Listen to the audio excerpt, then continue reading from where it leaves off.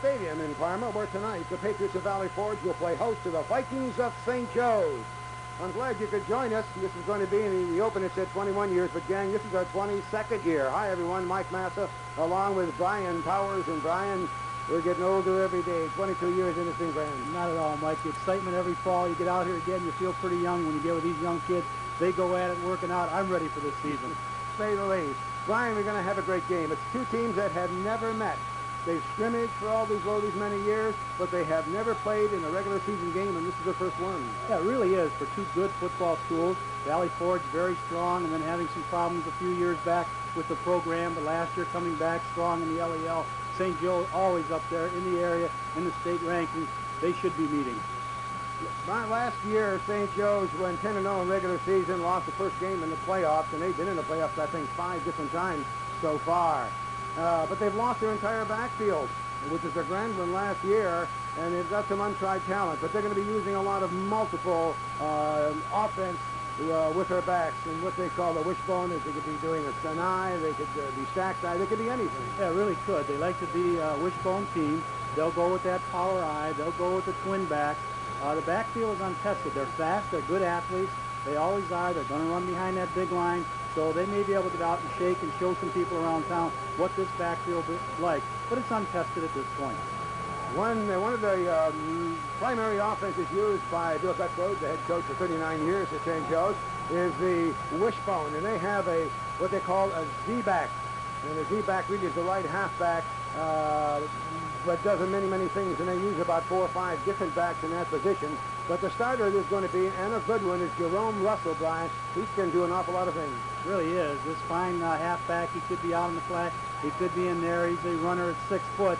And he's a good running back. He's emerged as a starter from a group of 5 at the halfback position. He's a long bomb threat in the Vikings passing game.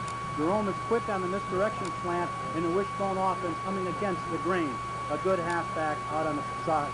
Number 88 is Strojewski, 6'4", 220. Strojewski as the end, and they're almost always tight ends for St. Joe. That's the type of offense they have. In scrimmages, Rich has proved to be a sharp blocker. And Mike, he's also an end on that 4-4 defense of the St. Joe Ball Club. Well, we know that, as you mentioned, Brian, the offense is untried, but they've got a lot of experience in their defense. It's going to be a basic 4-4, but they're going to give you an awful lot of different looks. They really are. They call it a 4-4, and it's a big 4 up front. It's like 6-7 people. But the 2 outside linebackers come up, so St. Joe, it looks usually more like a split 6. It's actually like a 6-2, as you might want to call it, the old days. But because of the wide formations of most teams in the area, Valley Forge also, you can't really call it set defense. They'll go to the strength. They'll go to the strong side of the field. They'll have the cornerbacks up and they'll rotate. But usually they'll be only keep with the 1 safety man. And the secondary is going to have to do a job because they're going to have to cheat a little bit to worry about Valley Forge is wide outruns and sweeping the ends and also the throwing game. And one of the good ones on St. Joe's backfield, the secondary, is Tim Robertson.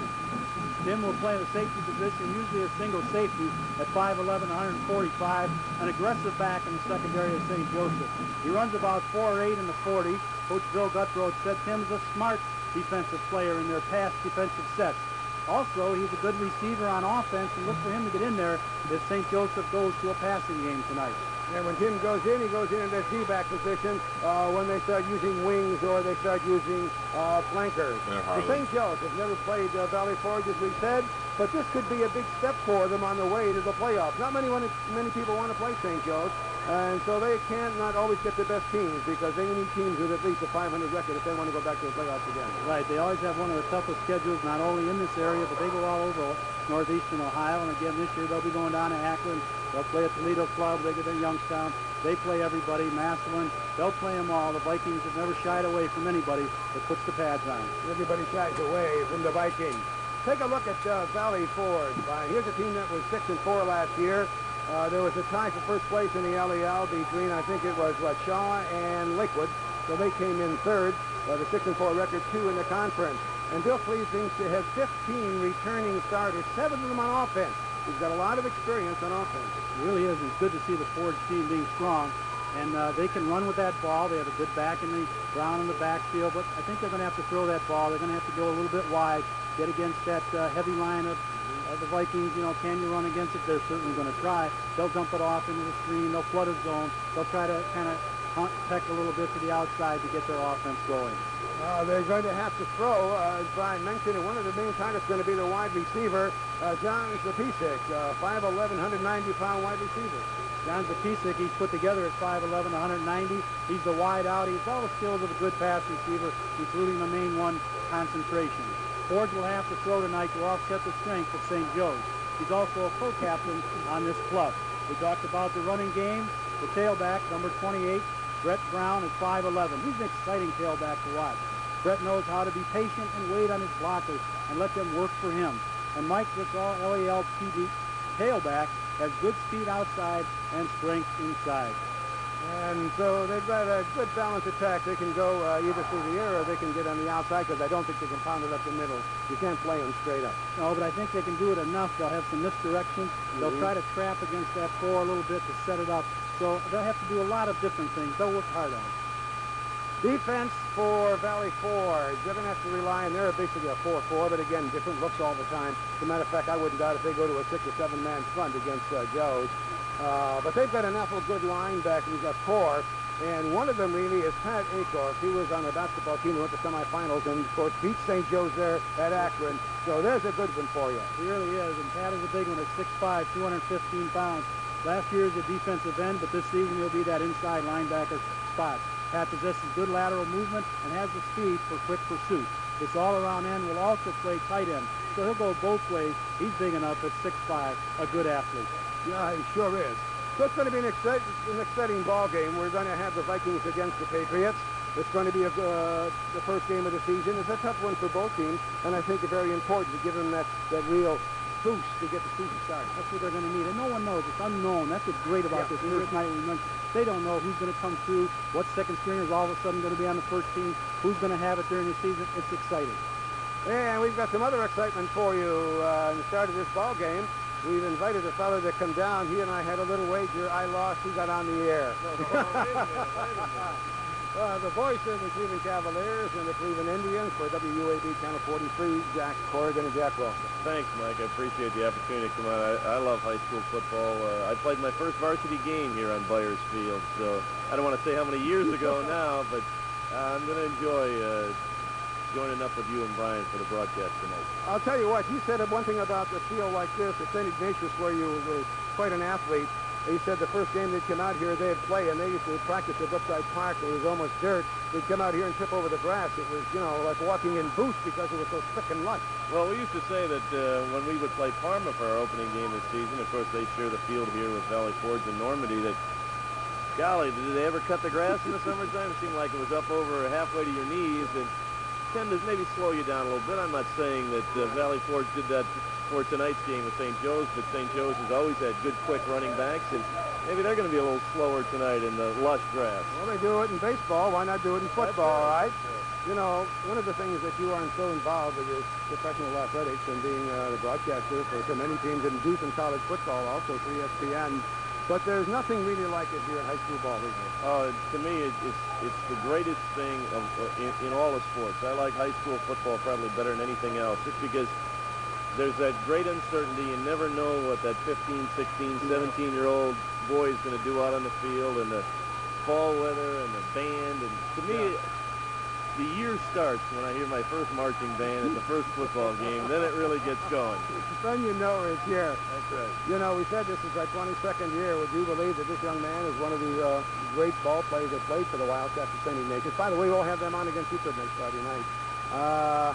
And he was quite an athlete at St. Ignatius and played a good football. That's traditionally they do it well. Well, we had some good years, and I remember being on a couple of the broadcasts early on. We had a game against Cathedral Latin my senior year when we came back in the closing seconds to beat Latin, and I'm glad to see the Lions reborn again and back alive, merging out there with Notre Dame. But hey, football to me has always been my favorite sport. I mean, I love doing the Indians, I love doing the Cavaliers, but football is the sport. Football is the sport for me. You like to hit people. All right. I like to avoid being hit by people. So Jack Corrigan will be with us on the mic. So Jack and Brian, I'll be back. The Patriots and the Vikings will go at it. But first, let's take this time out.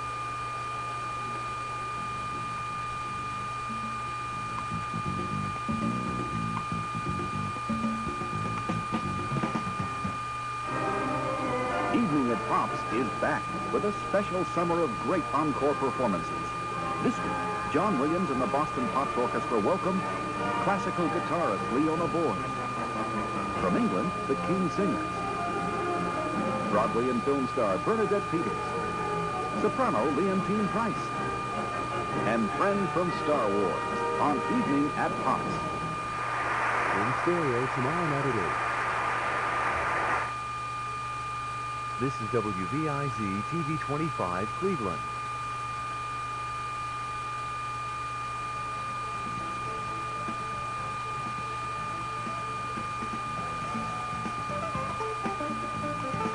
Welcome back to Byers Field in Parma, where the Vikings of St. Joseph's High School are getting ready to take on the host team, the Patriots of Valley Forge. Forge in the dark blue uniforms. The Vikings will be in a white uniform.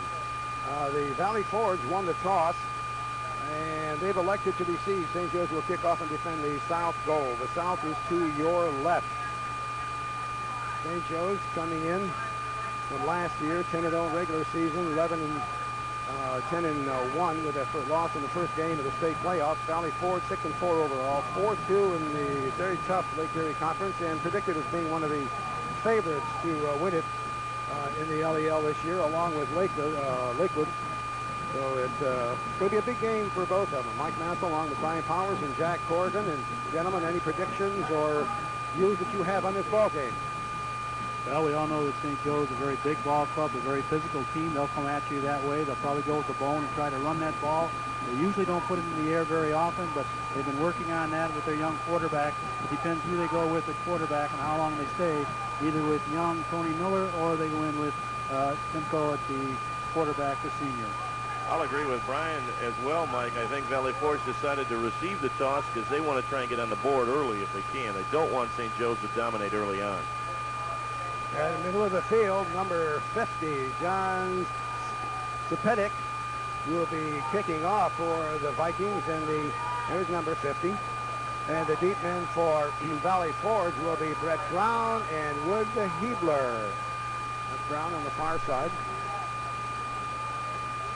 And this game is underway, the first one in the 1988 football season. And is picked up and goes out of bounds at about the 15-yard line. Woody Hebler was chasing it. The officials will spot it at the 9, and Valley Forge would have taken over at that point. But of course, they're going to... Apparently it was out of bounds before he picked it up because there's a flag down. Right, he threw the flag down. It was not carried out. It was out of bounds at the time. He just kind of covered it. He wasn't going to let any ball lay around over there on the sideline on the first kick. So it was out of bounds when he recovered. This is Bill McLeod, the head coach in the 6th year. And McLeod stepped out of the picture. So now the Vikings will be kicking from their own 35, which means that the Patriots should get fairly good field position. The deep men are standing on their own 20. Looks like they're trying to kick it away from Brett Brown as well, Mike. That first kick was to the wide side of the field. They don't want Brown to handle the ball. He's a speedster. They're doing it again. Hebler gets it at the 22.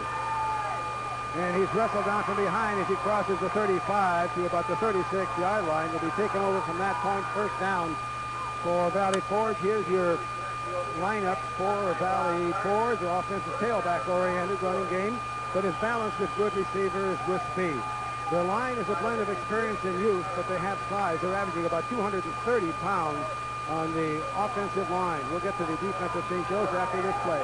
And in the tailback. Brett Brown, Dan Jones will be the fullback. And Sapisic will be the slot back. The end split will be Andy Young.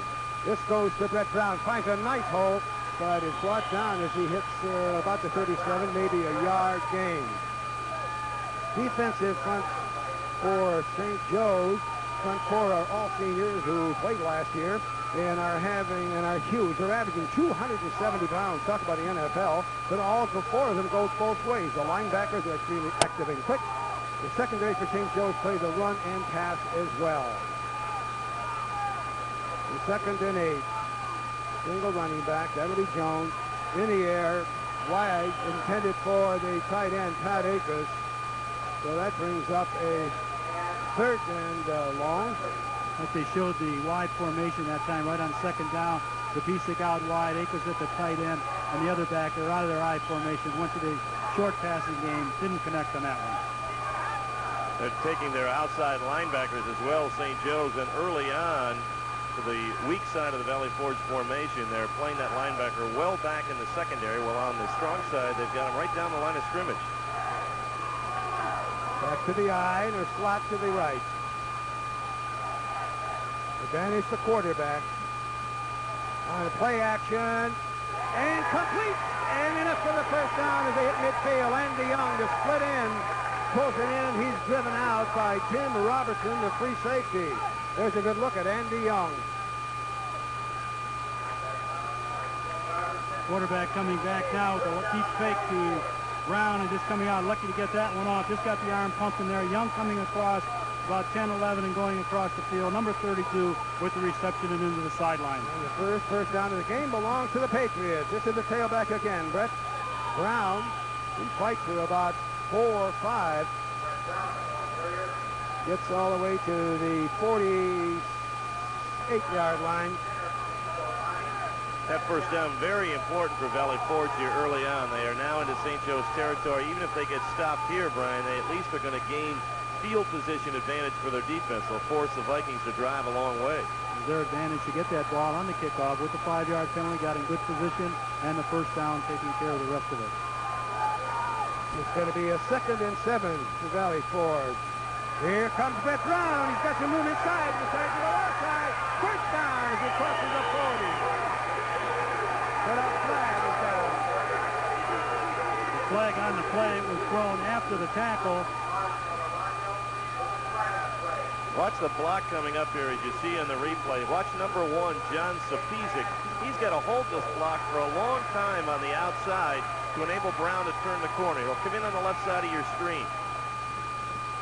Now there it is. That was the move to the outside, getting around, and Zapisic was on the inside with the block. Brown coming up on the play. There's where the penalty flag comes in, and they've made the call.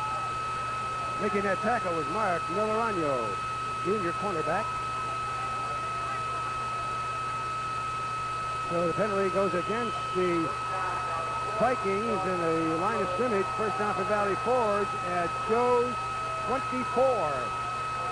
Again, the I. Fake. And in and out of the hands of their wide split end, Mark Berkey, number 88, a junior, 6'1", 180 pounds, and Millerano. Again, they're defending, but just off the fingertips of Mark Berkey. Berkey got out there on the play, open again into the wide area, into the sideline. He kind of fought his hands that time, got the right one up, kind of turned around like sometimes receivers do. Just a little over 2 minutes gone in the first quarter. No scores. A 2nd and 10 for Valley Forge. Danish pitches out. This is Brett Brown. Tries to cut it inside, but good pursuit and coverage led by Rod Smith. The end at 6'4", 290 for the Vikings. Brett Brown in 1987 had 967 yards and 10 TDs and was co-MVP back for the LEL. He's got good speed. You talked about that speed, Jack. He runs the 40 and 4.4 legit. He has shown early on that he has got the ability when he ran that one around the corner, got to the corner in a hurry. 3rd and 10, big third down. And no fumble. No, he was down. The officials called it down. Hitting the ground as the field caused the fumble. Rich Jozeski and Brian Glow went all over Don Advantage. Advantage coming back. He's coming to the wide side of the screen. He kind of slipped there because of the pressure from the outside, and he got level. The ball is away, but at this point, the official is putting it down and getting the ball back on a 4th down to Valley Forge. They're to bring up 4th and 16. They've been trying to run play action, and St. Joe's just ignoring the play action.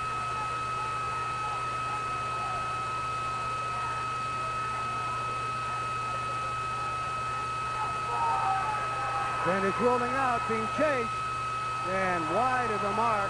Brian Glow putting a lot of pressure on Don Advantage, even on those rollouts. The quickness of the defensive line for St. Joe's is going. Well, the depth and the pressure they get in, it forces him wide. He looks like he has a little bit of speed to the outside, almost enough. Zapisic going down and out again.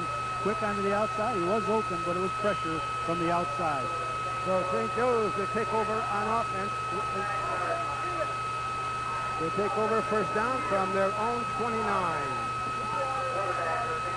So the new offensive backfield for Joe's in the lineup. And there's our typical high school pole right along the line of scrimmage. Tailback will be Sam Woodfalk. He'll take the call, and boy, is he stuck. The junior at 5'10", 170 pounds, just hit it and got nailed. St. Joe's offensive backs are young, but good athletes with speed and in quickness. The offensive line has 4 returning starters. From the size end-to-end average 251 pounds. Tackle to tackle, they're 266. But 5 of the front 7 go 2 ways. That's going to hurt you in the fourth quarter. No gain, second and 10 for the Vikings, and now they're wishbone. And a rollout by quarterback Miller. Tony Miller gets the first down as he lunges across the 40.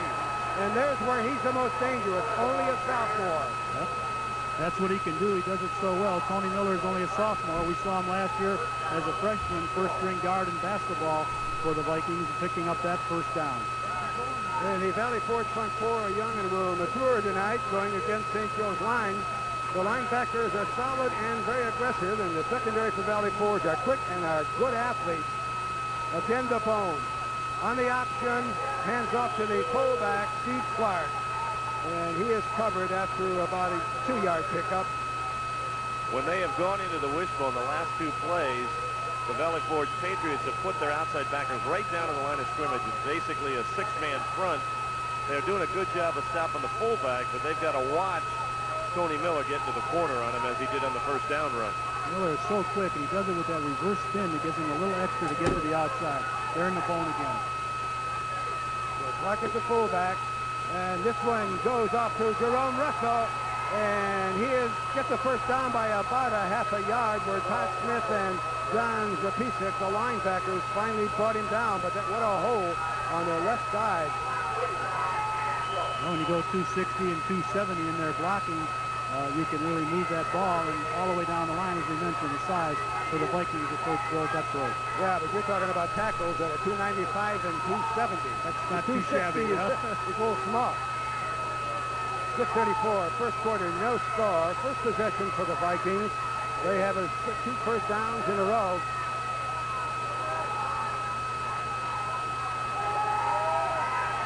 Wide open, pulling that one in was Brian Glow. The tight end on the left side, cutting across at 6'3", 210. He just reached up, grabbed it. Another first down. It's good to get a replay of a pass from St. Joseph, because sometimes you don't see too many. And you saw the right guard pull number 68 to help on the blocking. Miller fired that ball. Number 89 is Brian Glow receiving it. Good receiver, good height on the play. The St. Joe's offensive line showed pass right away, but Valley Forge was so run-conscious they didn't pick it up. Another first down. That's 4 of them on this drive. Pitch out. Woodfalk cuts it inside, and it's close to another first down.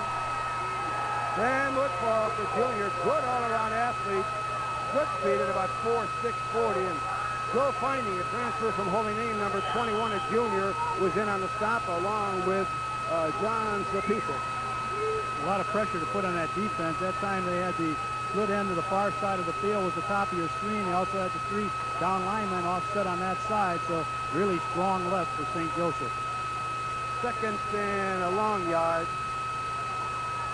There goes their fullback, Steve Clark, at 5'8", 185, and he's got such a low center of gravity, he's tough to bring down. He's a prototype wishbone fullback. On the preceding play, you saw the great block he put on the defensive end to give a good seam for Woodfalk to get yardage. Then you come back in the next play and bury him through the middle, and next thing you know, you're down knocking on the door. That's what that bone can do. It can hit you so many different ways when you have a strong fullback, the quick back. In this case, they put the wide out with a Z-back. They come at you with many different sets. Here's a straight one. And the ball is sitting on Forge's 18. Pitch back just goes to Andre Moore. He waltzes in. He gets in the lineup, replacing Sam Woodfolk, and walks in for 6. So with 4:47 remaining in the first quarter, St. Joe's takes their first possession, starts this drive on their own 29, marches in for a touchdown. They're in the bone again. Now, this is a predetermined. They really don't make any reads on this. The fake into the fullback. Remember, Clark hit up there before. Nice pitch out by Miller that time into his halfback. This case, it's number 24, Moore, who goes down. There it is, the first touchdown of the year. Here at Byers Field goes to St. Joseph. And the Penkowski will try for the point after. It's up, and it is good. Chris Stevers was a holder. The long snapper was the free safety, Tim Robertson. We also saw in that touchdown, Mike, Woodfolk, who earlier had been doing the bulk of the ball carrying, was the lead blocker that time in the wishbone attack, and he threw the block on the cornerback that sprung Andre Moore into the secondary, and once he had the open seam, that was it. What happened is they had Andre Moore as a tailback, or that one halfback, and he took the pitch out. Woodfolk was in for Clark, and they were keen on Clark, and he just got through. So now Brown with 4 carries, or Woodfolk with 2 carries and 9 yards, Moore 18 yards and a touchdown run. Andre Moore, the senior, Woodfolk, the junior, and the kickoff for both. John Pettit, and there are the 2 deep men, Andre Brown and Hebler. This is Hebler behind it. Well, a line of blockers, but they just got mowed down. Like that time, Hebler and Brown had switched on it, and apparently the kicker didn't see it, so Valley Forge got it to who they wanted, coming up with the ball.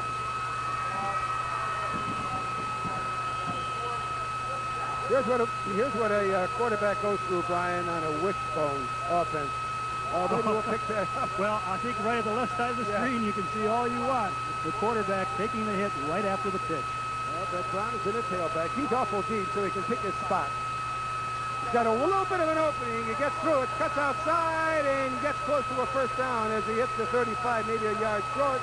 Maurice Sumter, number 44, the linebacker, with help from Scott Pettit, number 26, the junior, brought him down. They want to line up Brett Brown deep in the secondary, like you in the backfield, Mike, like you said, to give him room to see where he wants to go.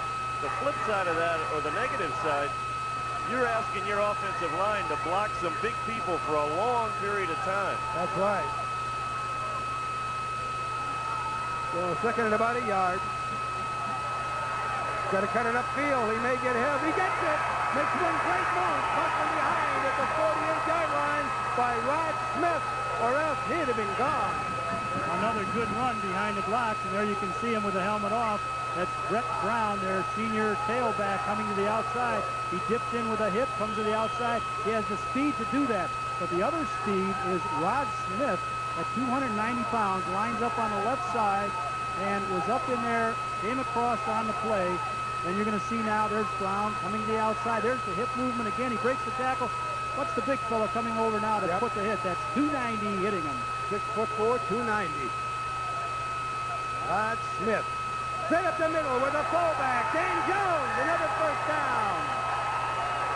We said in the open they didn't think that they could play them straight up, but they did. That was not Jones. That was Brian Bickerton, 6'5", 225-pound senior, now is in his fullback. They ran Brown in motion that time, came back with a little inside trap to the fullback. St. Joe's here early on looks like it's having some problems with the linebacking core. They're not getting to the ball as quickly. You can see the linebackers are out of position. That enabled that fullback trap to find lots of room. The action is slow as they're coming across. This is Brett Brown again. Just puts his head down and then on his own picks up a couple of 3 yards. On a first down play, he gets to about the 37-yard line of St. Joe's, where Sumter and Skojewski brought him down. They're down to the 2:37 mark. First quarter, 7-0 score. St. Joe's went 71 yards in 8 plays.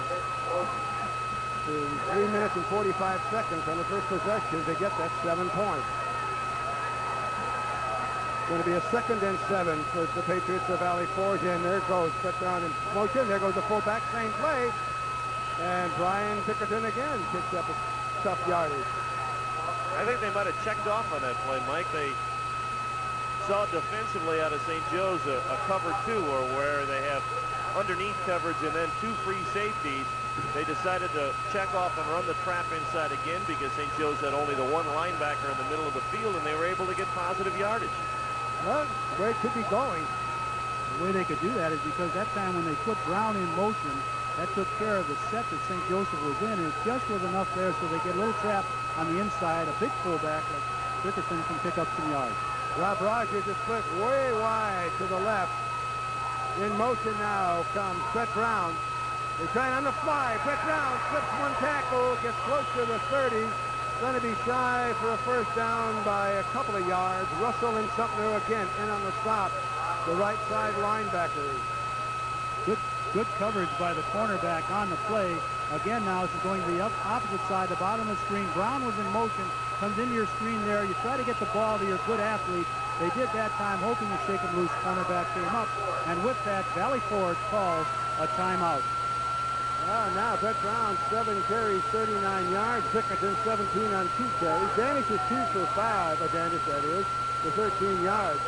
But they're starting to get a little bit of a rhythm in that offense. They seem to be able to do things, and they're switching off on their plays. They're keying, of course. They use Brown so much, and now they're keying on Brown, or they're worrying about the rollout pass, and they're turning around and running a good-sized fullback who can pick up yards and steer, height and weight alone. Really, offensively, they've been right in the ball game. They've been able to get some rhythm, some flow, as Mike mentioned, into the game. In there now is Coach Bill McLeod, who came out and calling most of the offensive plays.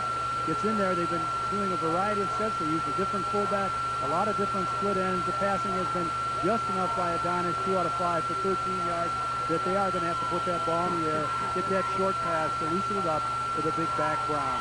And we're going to have a great halftime show for you. There's one of the marching bands who's going to be entertaining you. It's going to be a 4th and 2. The last time on a 4-down possession play, the Vikings held the Patriots. They go to the fullback, and they were waiting for it, I think. They just hit him. Delvin Caldwell, that's 270 and 295. The end, Grojeski at 220, and the other end, Rod Smith at 6'4 and 290. But Caldwell was the lead tackler on that, number 79, 2-year starter. So again, St. Joe's takes over in exactly, the first time they took over the 29, now they're taking over for their own 31.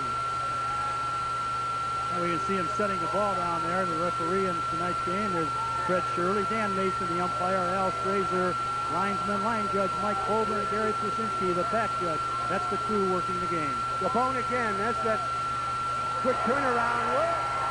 Almost breaking the tackle. Pat Acuff had Tony Miller, who's only 5'10", 160 pounds, by the knees, slipped down to the ankles, and finally brought him down for a loss of about a yard. Quarterback now, you can see the right tackle, 68, and your screen's pulled to lead the play. Back is Woodfolk, and whoop, coming across Pat Akos. He's at the middle linebacker to the right side. He came across, no one hit him, made a nice stop on the quarterback. This will probably be the last play of this quarter. Right up, no gain. Running to this one is Sam Woodfolk, the great running back, and that ends the first quarter of play. With the score, St. Joseph 7 and Valley Forge nothing. We'll be back in a moment.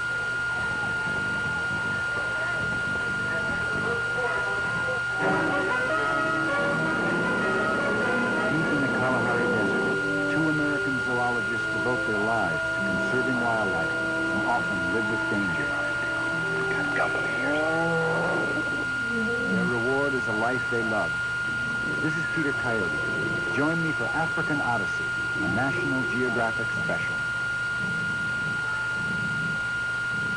Monday night at 8. This is WVIZ TV 25 Cleveland. The Vikings are on top, 7-0. Mike Basso along with Brian Powers and our guest commentator, the voice of the Indians and the Cavaliers on WUAB Channel 43, and you may have heard him at ESPN in some college football. Jack Corrigan. Good to have you with us, Jack. I should make you my press agent, Mike. You do that nicely. Well, you sent it to me early enough, so I had it memorized.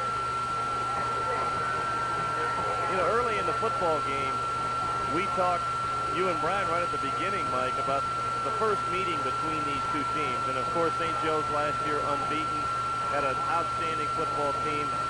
Those Valley Forge kids knew that there'd be a giant line they'd be confronting.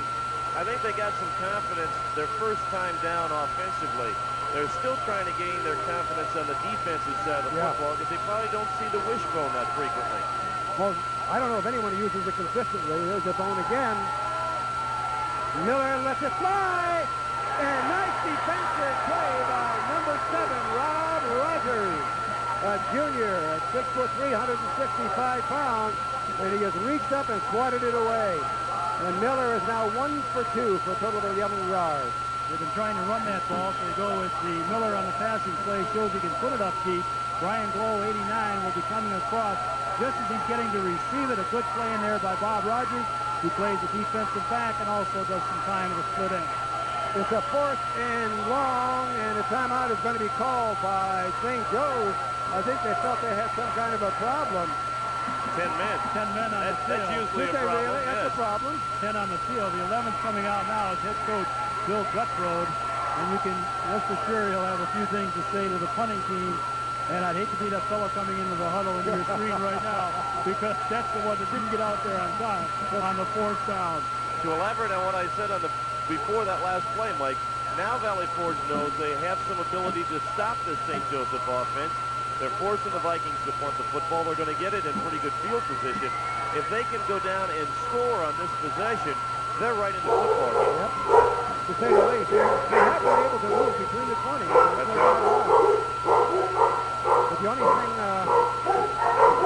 is they thought they were going to have a tough time running against that big line. Now, we say it's a big line, but, you know, Valley Forge's line is not that small. It's 230 as an average.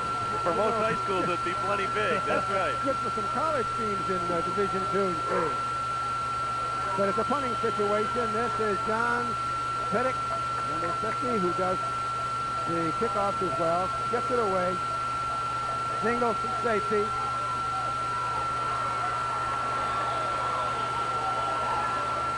No place to go. 34-yard punt for the Pettick.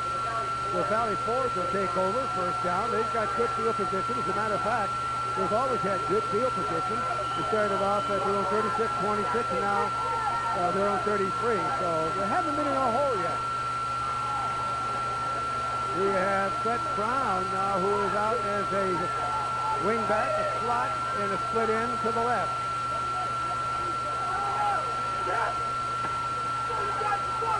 And they get it almost intercepted. The intended receiver was Brett Brown, but Jerome Russell, the linebacker, played that beautifully.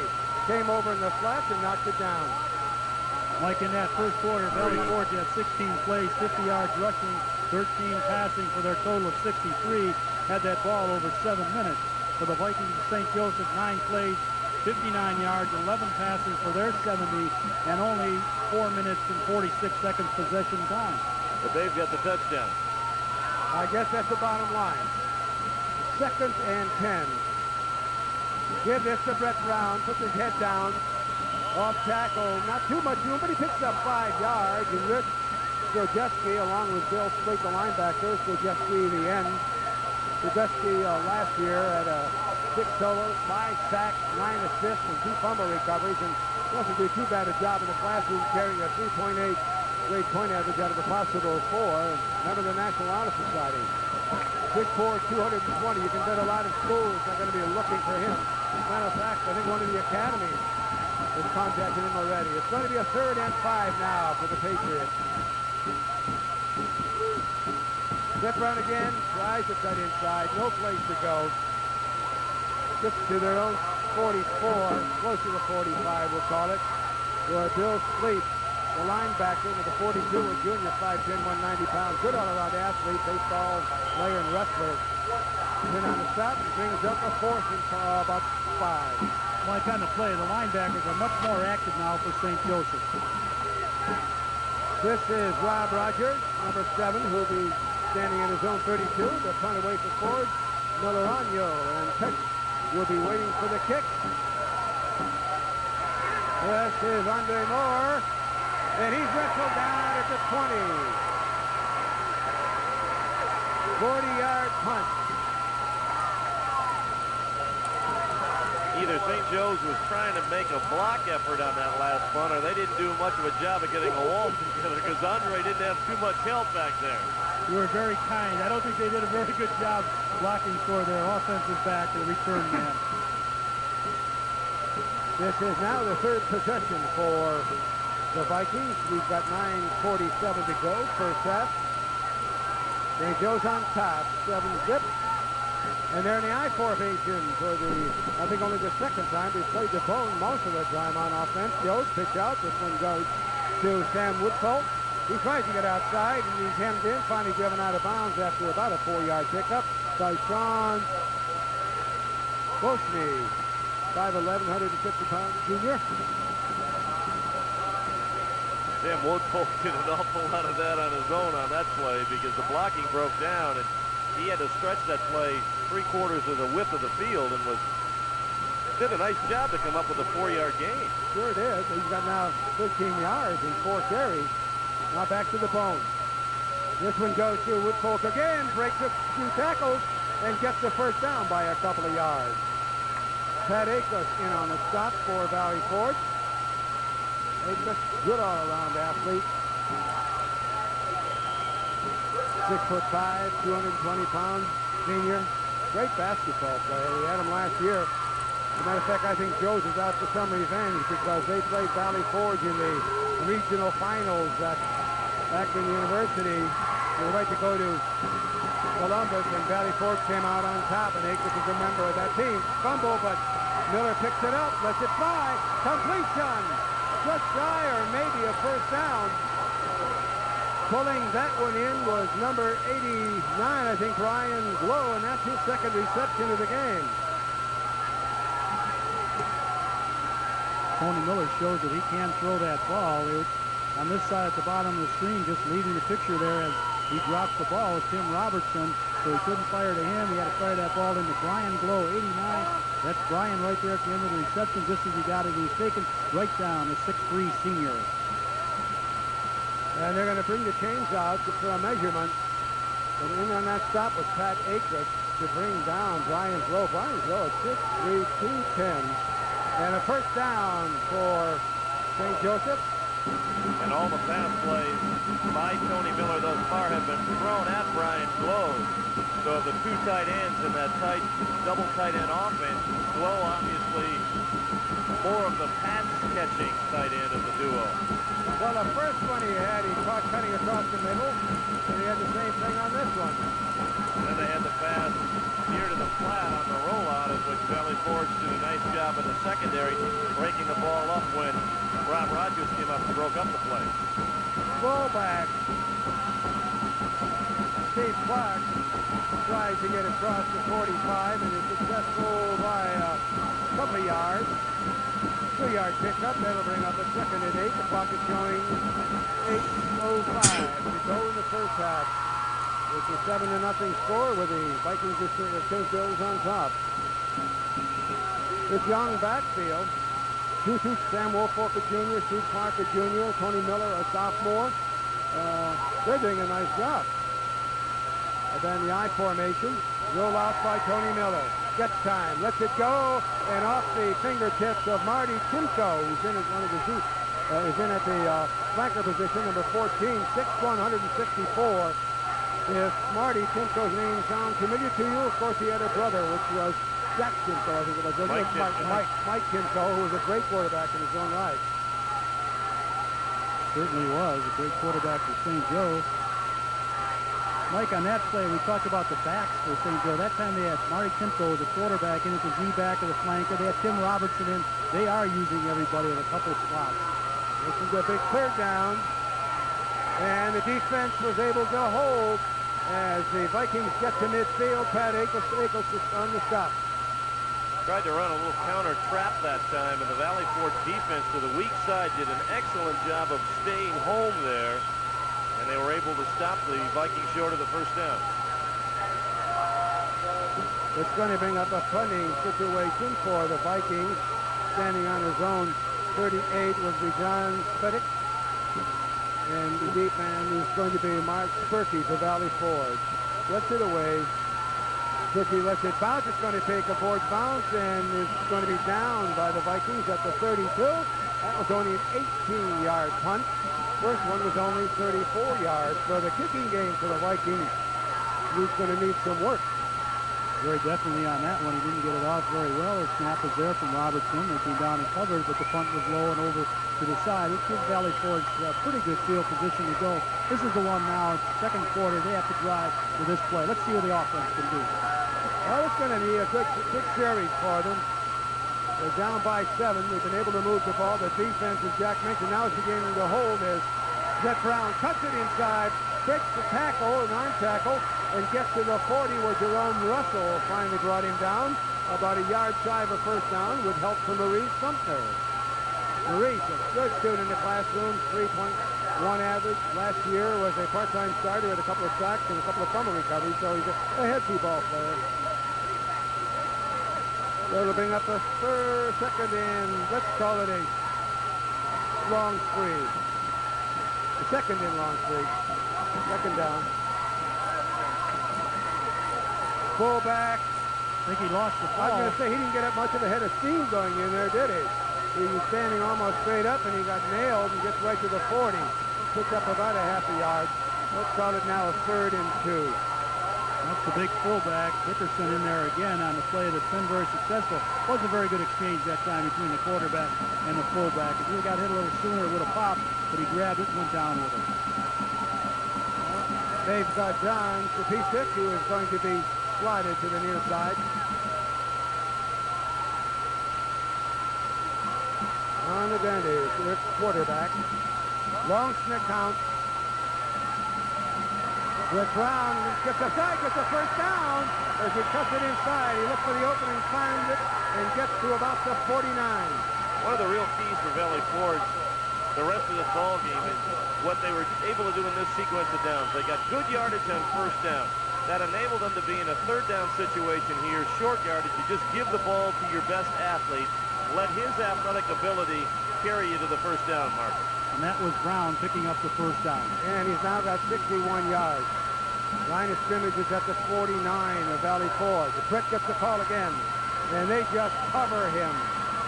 He may have lost a half a yard. Bill Slade along with Sumter, Caldwell, and Ben George.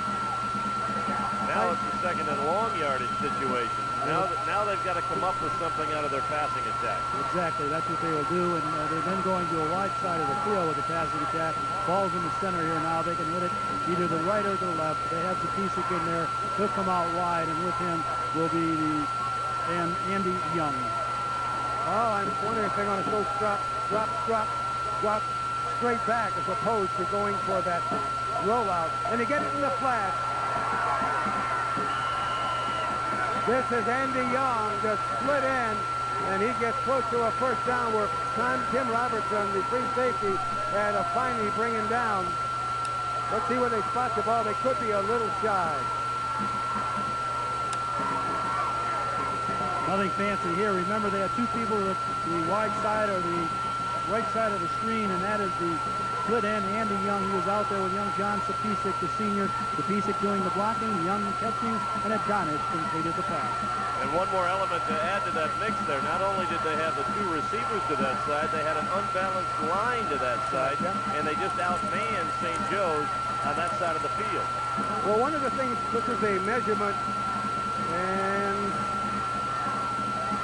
it's a matter of inches. Isn't it always? Well, it's a game of inches, they say. That's where it comes from, I imagine.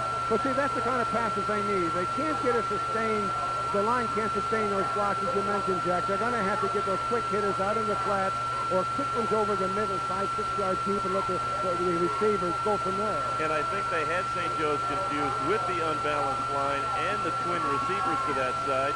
They basically had man coverage with the 2 men that way, and Zapisic did a nice job blocking for Young, and that enabled them to get the extra yardage.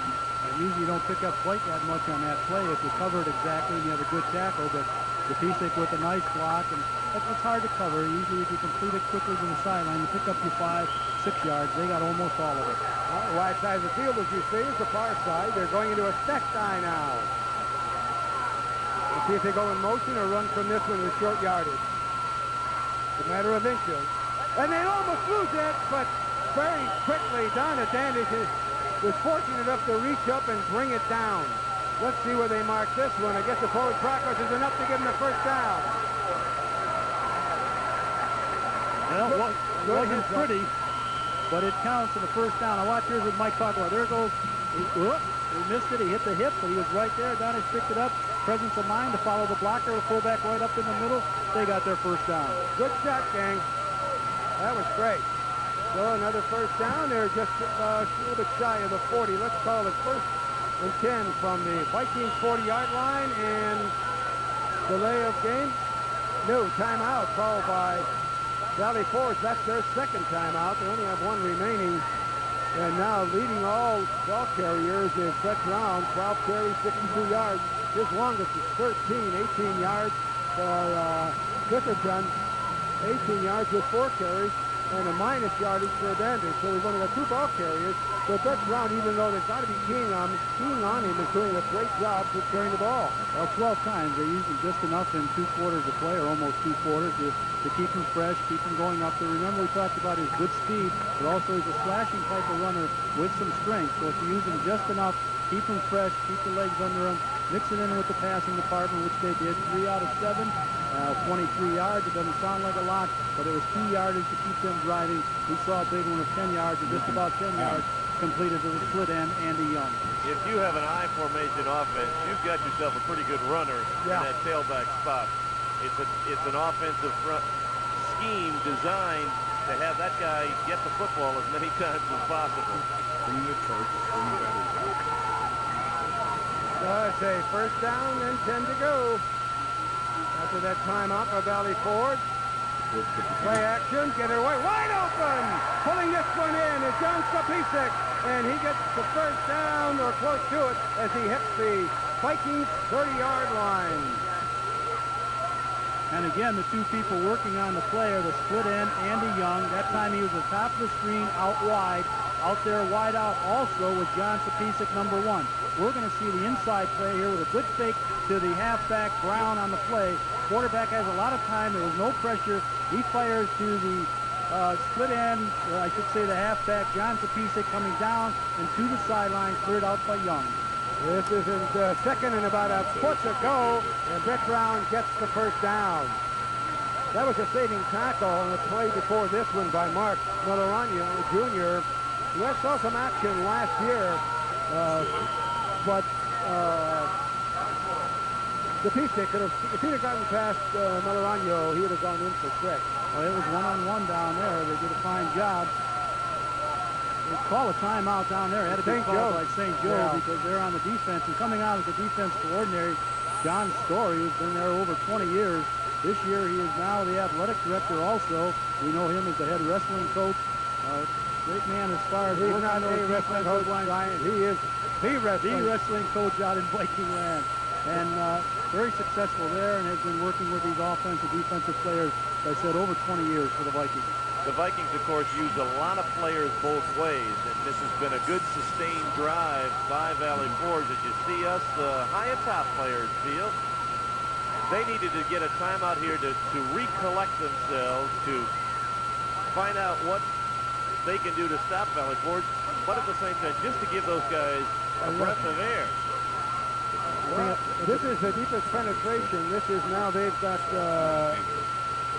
I think it's 9 carries. They started this drive at their own 32, and now they're sitting on the 27-yard line of the Vikings, and they're told this is their deepest penetration so far. There's John Story just kneeling down now. The time we're talking about. On a roll off to the left. Oh, right through the hands of John Sapisek. They seem to have great flow of coverage to the right, to the offensive team. Valley Forge is right. When Adantis rolled out to the left, everyone seemed to be frozen there because he rolled out and he's a right-handed passer, which is a difficult pass, but they didn't cover it as well as they did on this side. And then the other thing is you have to get pressure once they come that wide from your defensive ends. In this case, it's 4 men. Jeski comes out and does a better job on the right side than they've been doing on the other side. They're split to the left with a slot to the left. And this is Brett. Gets around the corner. Gets the first down.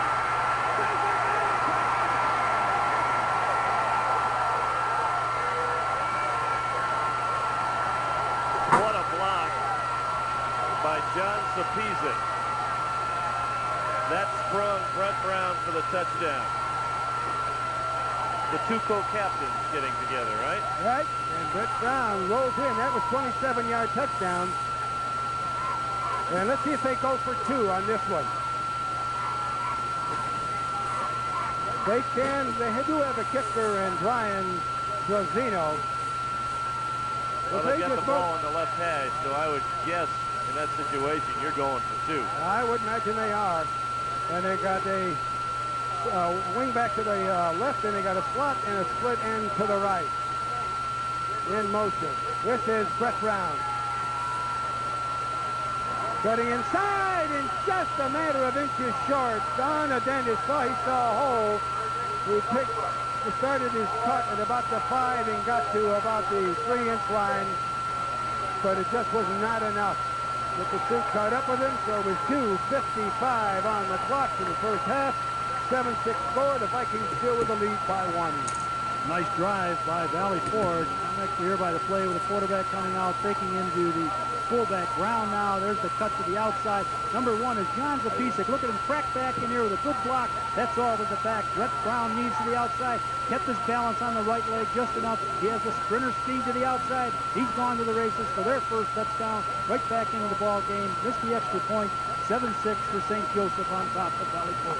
Not only did Zapisek make the first good block, but he held his ground, and as one of the St. Joe's linebackers was scraping on the play trying to get to the running back, Zapisek got a piece of him as well. The first block he put on, I think, was on Scott Petch, the junior cornerback. Boy, he just put a hit on him. He just got his head in front of Petch to make that a legal block. Rosina, the kickoff for Valley Forge. And it's going to be taken at the 10.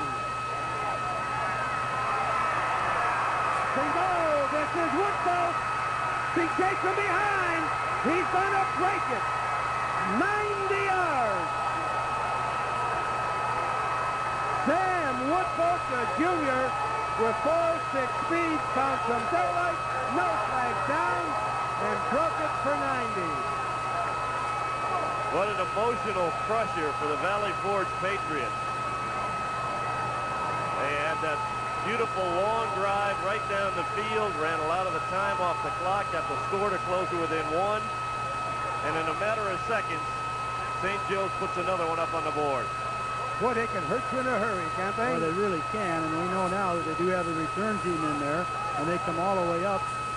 Look at their formation. Are they going to kick or are they going to shift? They have them over there. I think they're not sure what they're going to do, Mike. They don't know if they're going to shift or not, and that was one of their...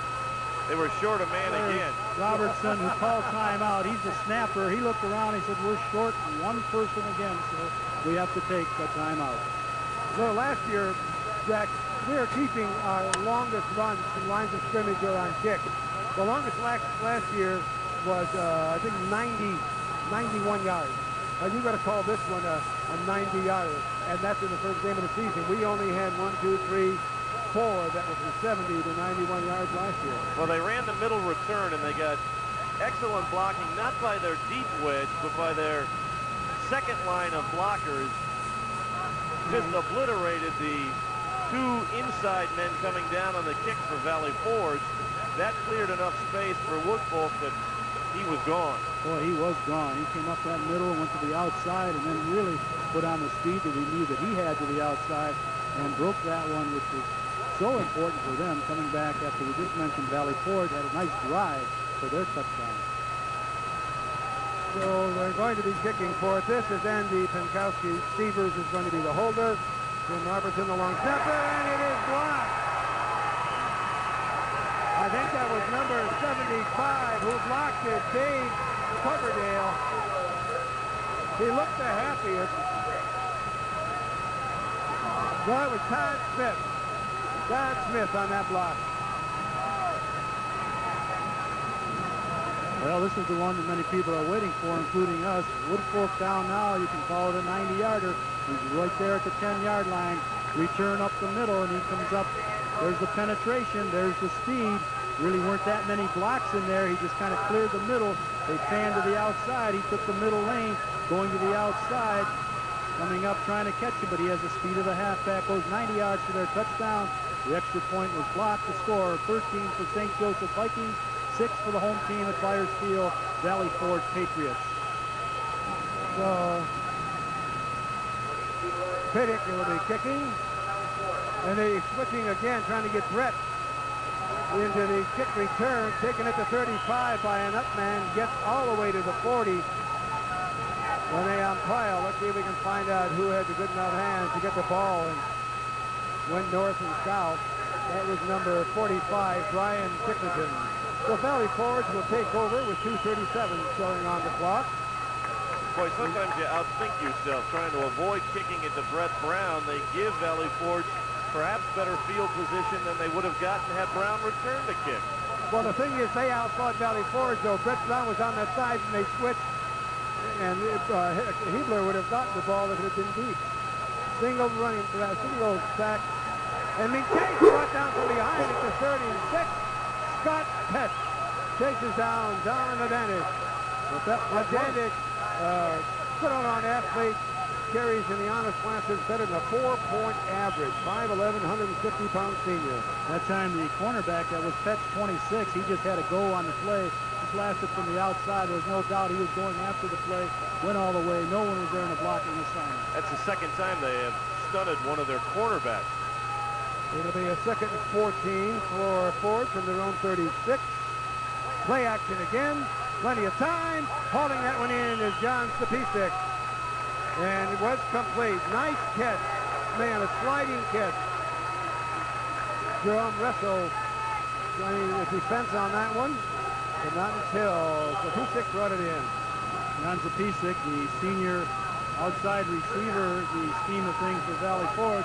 Good receiver that time. Stayed on his feet. Got the hands in under enough. Cradled it in for a reception. And they had Andy Young in the area, too. This is Brett Brown. Tried to cut inside, but he had the room outside, cut it up inside, and ran into nothing but white jerseys. And the clock showing just inside a minute remaining in the half. Interesting decision here for Bill McLeod because St. Joe's, I believe, has got just one timeout, or they're out of timeouts here in the first half. So he can gamble here to try and pick up the first down since they're close to midfield, or he can let the clock run down, take the 5-yard penalty, punt it away, and that appears to be what Bill's going to do. St. Joe's won't have any opportunity other than first downs or out of bounds to stop the clock. Yeah. He's using all of the clock that he can. There's the flag now. They used a little bit too much, which they wanted to do. That's a delay of game penalty. It's a caution 5, which is really academic at this point. Got a great halftime show for you. The marching bands of both St. Joseph and the Valley Forge will be here to entertain you, so you stay with us. It's going to be a great halftime show for you. And it's something just pointed out to us by statistician Ken Kice. That was only the 2nd penalty in the game. Rogers gets it away, goes deep. This is Andre Moore. He is kept in bounds at the 32. And the Vikings called timeout. And that will stop the clock. Or were they out of? I thought they were out of timeout. I have them down as being out of timeout. I think that's just getting the ball set. Yeah. Possession change. Marker will get set. Linesman will come over. Mark it. The clock will wind up. Wind down. And now the clock is running. We're down to the final 3 seconds.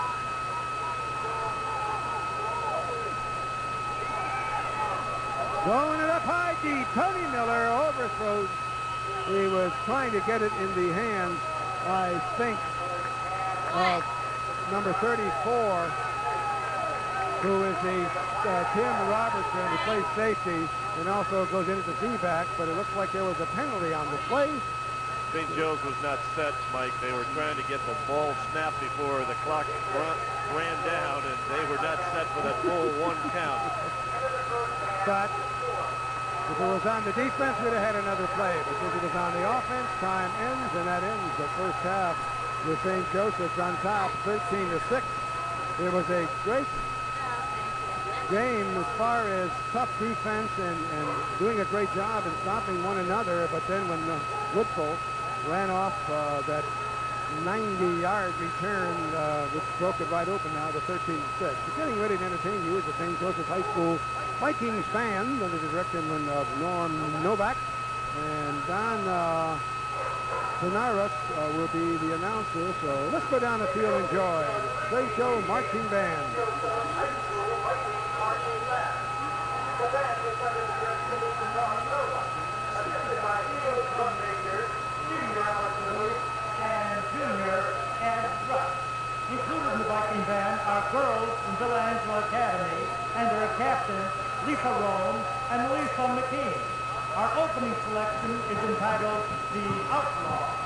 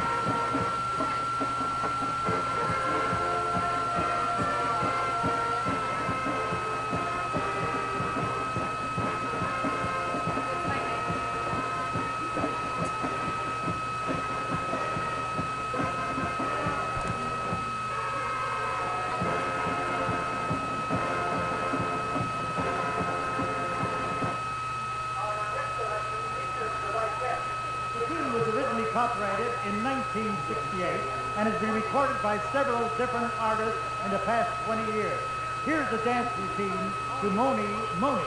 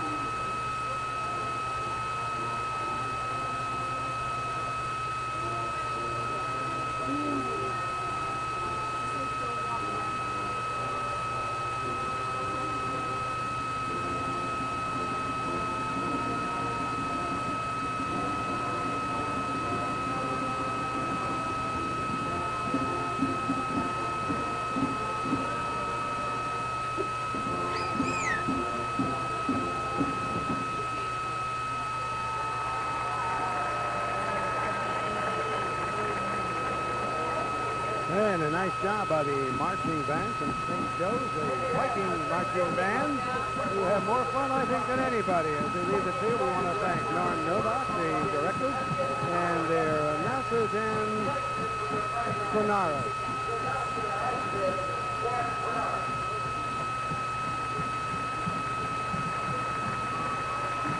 That's a well-conditioned band.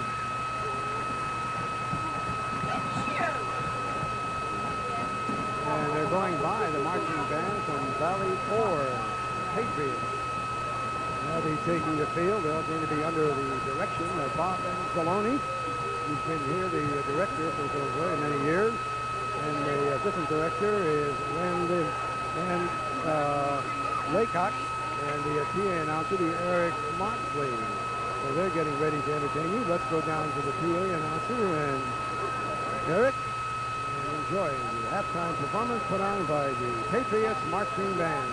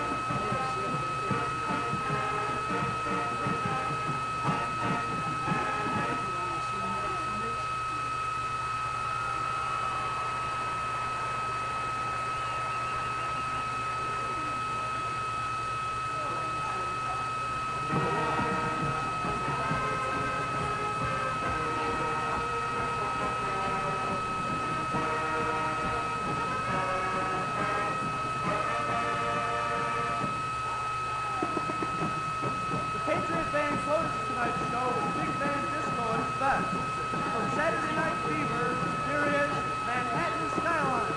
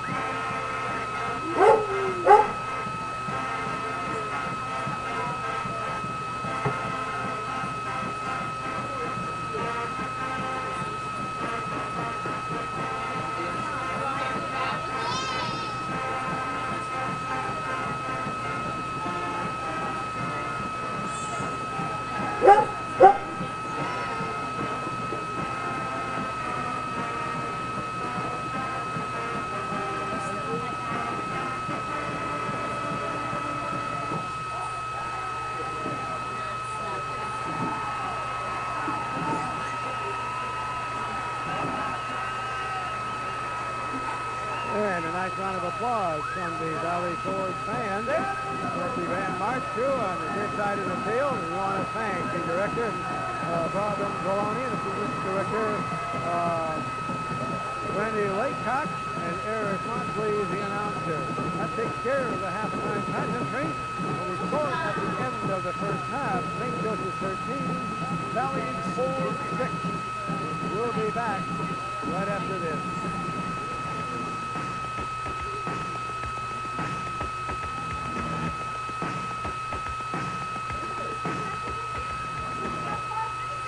The new season of Nova is so full that I was the only person they could find to tell you.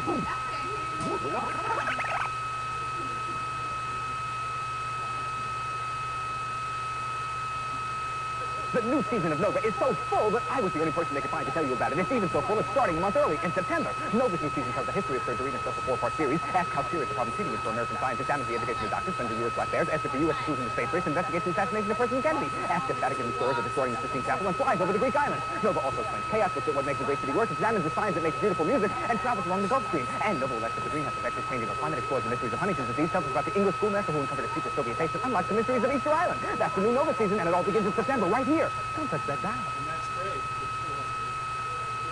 Nova, Tuesday at 8. This is WVIZ TV 25, Cleveland.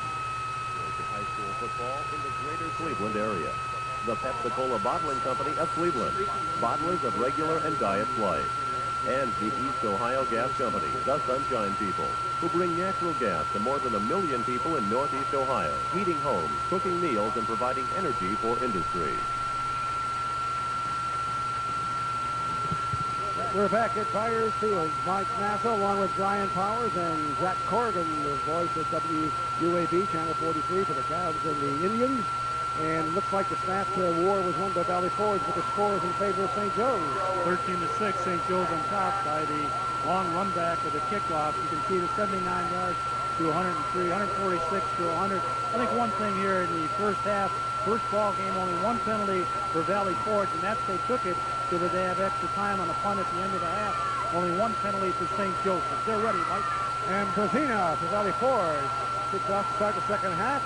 And fumbled and picked up, gets to about the 26-yard line, and is driven out of bounds. I think picking that up was Andre Moore. And he's getting up very slowly there. Here's number 24, Andre Moore. And you know what Bill McLeave, Bill Valley Forge's kicker in Yeah. the locker room. He says, you don't kick it down the middle of the field. if there's one thing you do, continue on with some of the stats. Valley Forge had 8 first downs in the first half. St. Joseph had 7. Valley Forge ran off 34 plays, and the Vikings only 20 plays in the first half. The Vikings on the attack, and they're in their wishbone again. We've got Tony Miller at the quarterback. And as something happened on the handoff.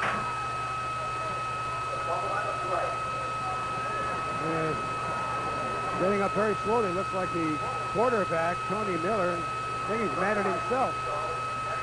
Definitely a breakdown on the play. And from the right guard position, Roughton at 260 was pulling. The quarterback was still in the way. So I think he not only took Miller down, but a couple of other people. Just a mishandle between the quarterbacks. There's a loss of 3. That'll bring up a 2nd and 13. And they hand this one off to Woodfolk.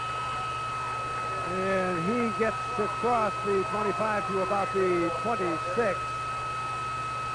And on that stop. Well, one of the things that was Montgomery. I'm sorry, Jack. That's all right, Mike. I was going to say, one of the things that the Patriots are trying to do here, Todd Smith and John Akos, the linebackers, are mirroring the halfbacks in that wishbone set, and wherever that back goes to his side, he goes with it. And rolling out and getting caught for a loss was Tony Miller. And that was, I think, Pat Akers, a blitzing linebacker. What he just talked about on the play, although this had a little bit different look. It was a trap play again with the quarterback rolling out to the short side of the field. Akers doing a fine job at the linebacking spot. And they forced St. Joe's into a punt, 3 and kick. This is John Spedick. Gets the kick away. And it takes a roll and goes inside the 20 to about the 19-yard line. Back deep was Mark Berkey.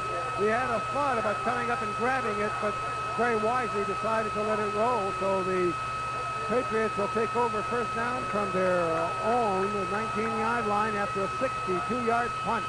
Well, that's a tough break for Valley Forge, as they had established good field position by the 3 and out defensively, and then lose it on the punt when they can't handle the line drive kick. They got end split to the left and a wing to the right. And they give it to the running back, Brett Brown, and he just gets nailed. May have lost a yard. Hitting him was Fred Blaine, number 85, a 240-pound junior standing 6'4". Now on the depth chart, we have Blaine on the second line coming in from the left end position. A good tackle on the play. This is really the basic I formation with the halfback over the split end. Ooh, that was 85. Blaine coming up on the tackle. And then Maurice Sumpner, number 44, came in to help out. That brings us 2nd and 10. And pitch out goes to Brett. And he's got too many white shirts going after him. He fumbles the ball.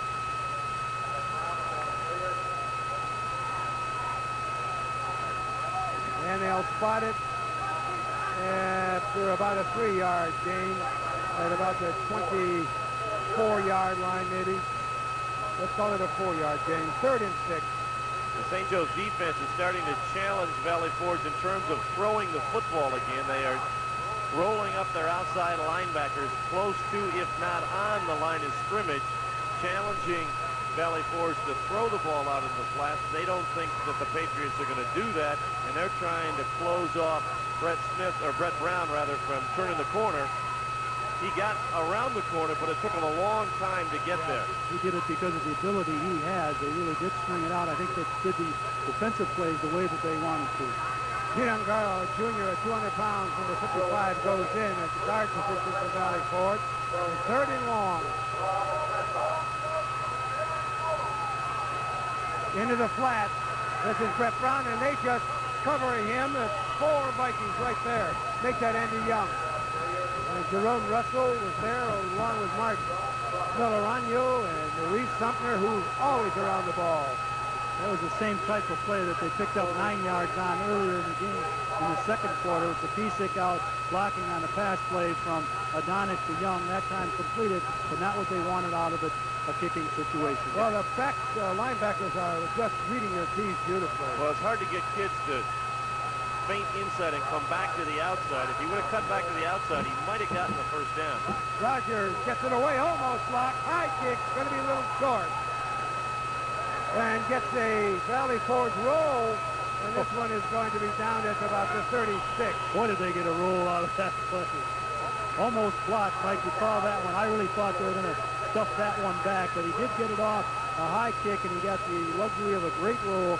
There was no coverage for the Vikings of St. Joseph. St. Joe's will try it again. The last time that the Vikings had the ball, it was 3 and out. Let's see if the defense for Valley Forge can hold the Vikings again. In high school football, it is so crucial to get good yardage on first down. They fumbled on their first down play on their first possession and did nothing. When they moved the ball in the first half, they moved the ball on first down. And they've got an I formation. Miller gets it away into the hands of Tim Robertson, but he drops it and the ball's incomplete. But he was open. He ran a good pattern. We saw him in the scrimmage against Cleveland Heights, and I think he caught 5 or 6 passes on that play. He's a safety man. He has good speed to the outside, and Tony Miller got the ball out to him, just disconnected on the play on their first down. I'll tell you one thing, Tony Miller does not look like a sophomore out there. No, he doesn't. Playing his first varsity football game at quarterback. Quite an athlete. He's 2 for 6.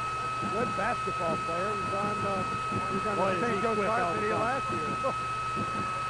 Goes out again. He goes to the opposite way. Oh, it could be offensive interference, and it is. There's a flag. Rob Rogers. He's going to be intercepted. Marty Timko, I think, was the guy who got tangled up with Zabizak and Rogers out there. And it was a good delayed blitz by Valley Forge to put the pressure on Miller, and he threw one of those wounded ducks up in the air. I think we're going to be able to see this again, and the officials are discussing it. Let's see if we can hear the call. Well, we can see Zapisic, one of the co-captains, just saying, move it back. There's the call on the referee at Fred Shirley. Now we can see it again. Now here's Tony Miller going back, just a short roll out there. 2 men to the wide side deep.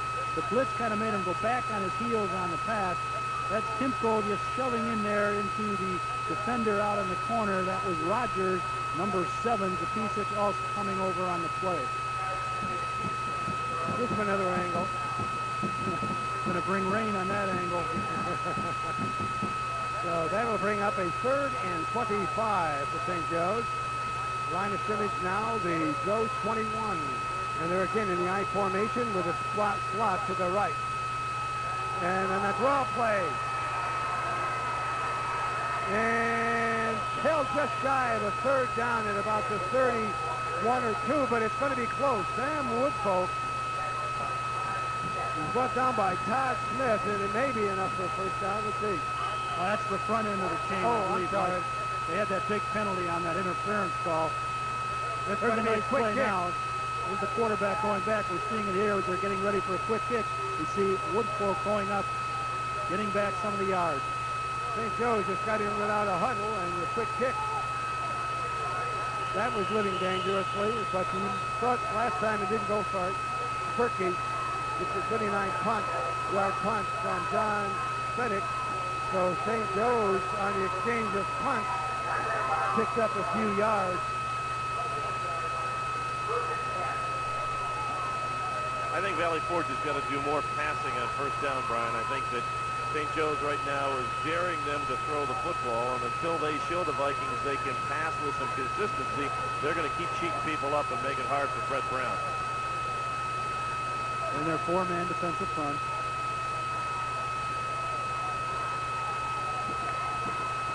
And you just can't run against the way they play that. Because they got an extra cornerback or a linebacker out wide on the wide side of the field, and every time he cuts in, he's running into people. He's up on the wide side, taking care of the inside slant on the pass, but he reacts very well to the run. Also, they can let it work out of Maurice Sumter, number 44, starting now to let his presence be felt there in the linebacking position. Well, he's always around the ball. He's had himself a whale of a ball game. Played sparingly in 1987. His 3.1 student in the classroom. He's doing just as well. He's maybe not better than that point average on the football field. It's going to be a 2nd and 10. And they give it to the fullback on a quick hitter, and no place to go. And there's Sumner again, number 44. He just stood up the fullback. Caldwell also, the tackle, at 270, 6'4", who's very agile. He's also in the stop. And as you can imagine, at that size, he also is a track man in the field event. And that's going to bring up a 3rd and 8 with 5:19 to go. Third quarter. It's a 13-6 score with the Vikings on top. Now it's a tough play, Paul, with 3rd and 8. Yeah.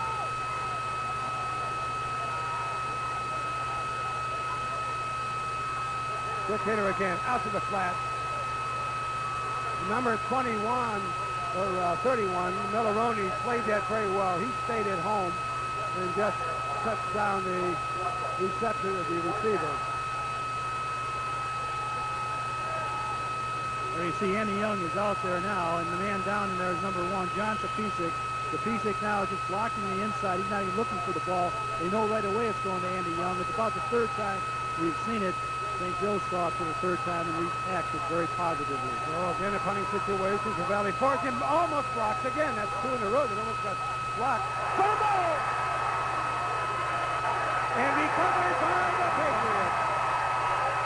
The fans here at Flyers Field let you know this recovered by the Patriots of Valley Forge on the punt fumble. I think that was Todd Smith on that recovery, Brian, who's in on the punt return team, or the kicking team. First turnover of the ball game, and you're more than halfway through the 3rd quarter in the opening game of the season, so the teams have done a good job avoiding mistakes. They nearly have the punt blocked here. A game of inches there. It's just about blocked, but he gets it off, and good things happen down on the other end for Valley Forge. Well, Valley Forge has it 1st down from the Vikings 36, and here's back to live action, and a rollout by Advantage. He keeps it, picks up good yardage. And he gets the 1st down inside the 25. Wide open offense on that play. We talked about they're getting a little tighter on their 1st down calls, but now they had up some good field position. Quarterback Vantage goes back. He fakes. Nice fake in there to his back. Brown. He comes across, puts that ball up, but he really thinks run all the way. Coming across. Knows right there that he has the 1st down. Puts the helmet, head down, dives in there, and it's another 1st down for Valley Forge. St. Joe's has taken a timeout here. They did this in the 1st half when Valley Forge got deep into Viking territory, and John Story, the defensive coordinator, is out there again to talk to his Viking defense. One of the things I've noticed here, Mike and Brian, is that Valley Forge consistently runs to its strong formation. Wherever they have the 2 split receivers, that's the side of the field they have been running to. We have not seen them go back to their tight end when they've been into the twin set. We've not seen them run to the short side when they've been in their normal set. If they went that way, I think they could catch St. Joe's, because the Vikings are starting to rotate more and more to the offensive strength of Valley Forge. Well, let's see if maybe the coaches up here from Valley Forge do the same thing you're seeing, Jack. Well, the last time they had the ball before this, they were back here in the 30. They played it very conservatively, to say the least. I think they knew exactly what they were doing. They thought, 13-6, we really want to stay in this ball game. Let's work at it. They got the break they wanted. Now they're going to some wide open football. It's the 1st down from the 24. 4:21 to go, 3rd quarter. Pitch back goes to Brett Brown. Gets a little bit of running room, but good pursuit again by the defense from the Vikings. That's Maurice Sumter again. I tell you what, that youngster is becoming the man defensively for the St. Joe's Vikings. Yeah, he's something else. Here is Brett Brown with 19 carries and he's 101 yards. Well, what a way to start the season, isn't he? Not too bad. Woo. 2nd and 8 for the Patriots.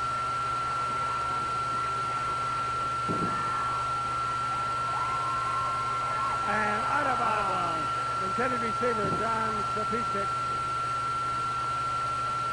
And Jerome Russell was there defensively for the Vikings. So that's going to bring up a 3rd and long for the Patriots. Big number 79, Elvin Caldwell, was in the face of advantage as he tried to release that ball.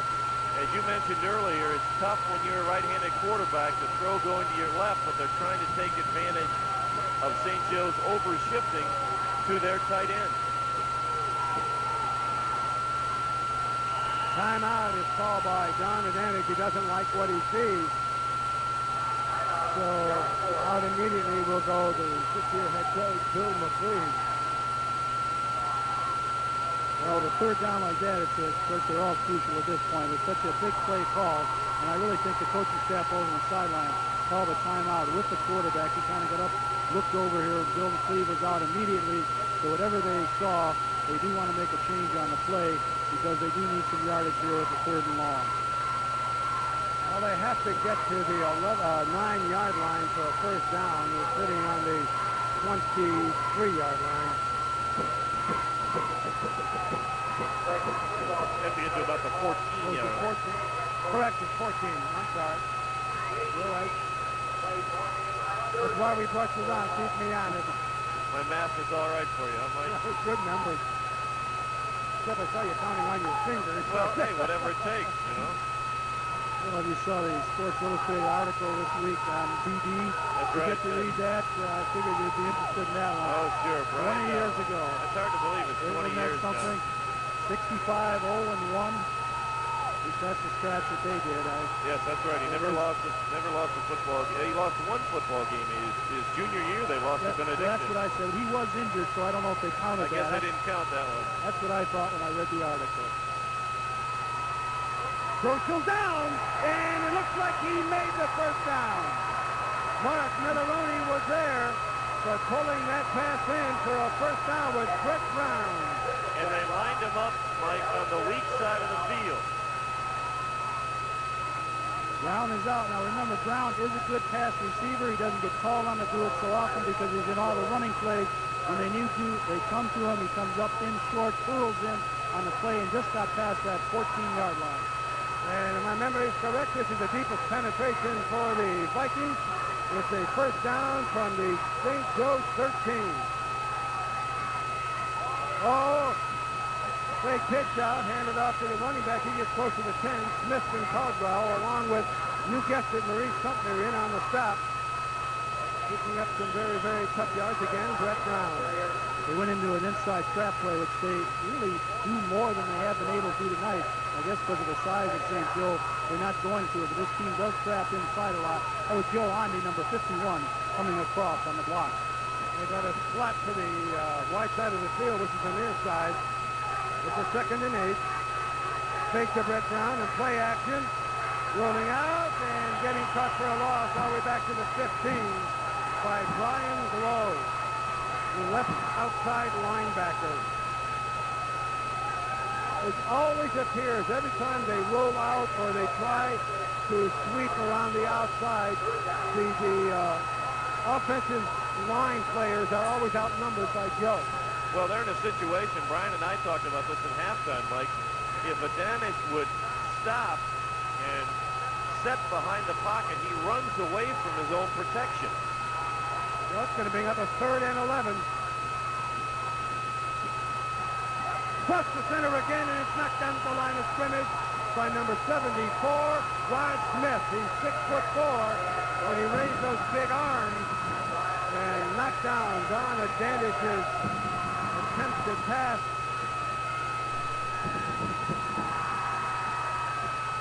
They have the wide outs to the bottom of the screen. Now we're looking at a tight play here with Adonis is looking at one man that's coming across the middle that you can't see. But what you do see is Rod Smith, number 74, knocking it down, 6'4", 290 going up. It's a fake the field goal. Rosina is in the kick. 31-yarder. And it's still good. It's off to the left. It was a rocket at the distance. We're off to the left.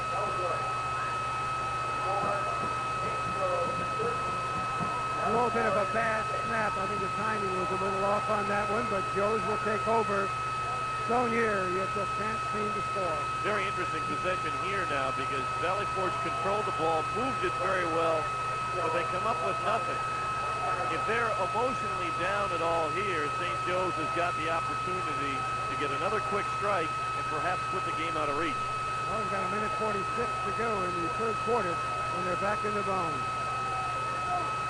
Woolfolk gets stacked up after about a yard gain. Let's call it a 2-yard gain. They bring up a 2nd and 8 with the Vikings on top by 7, 13-6.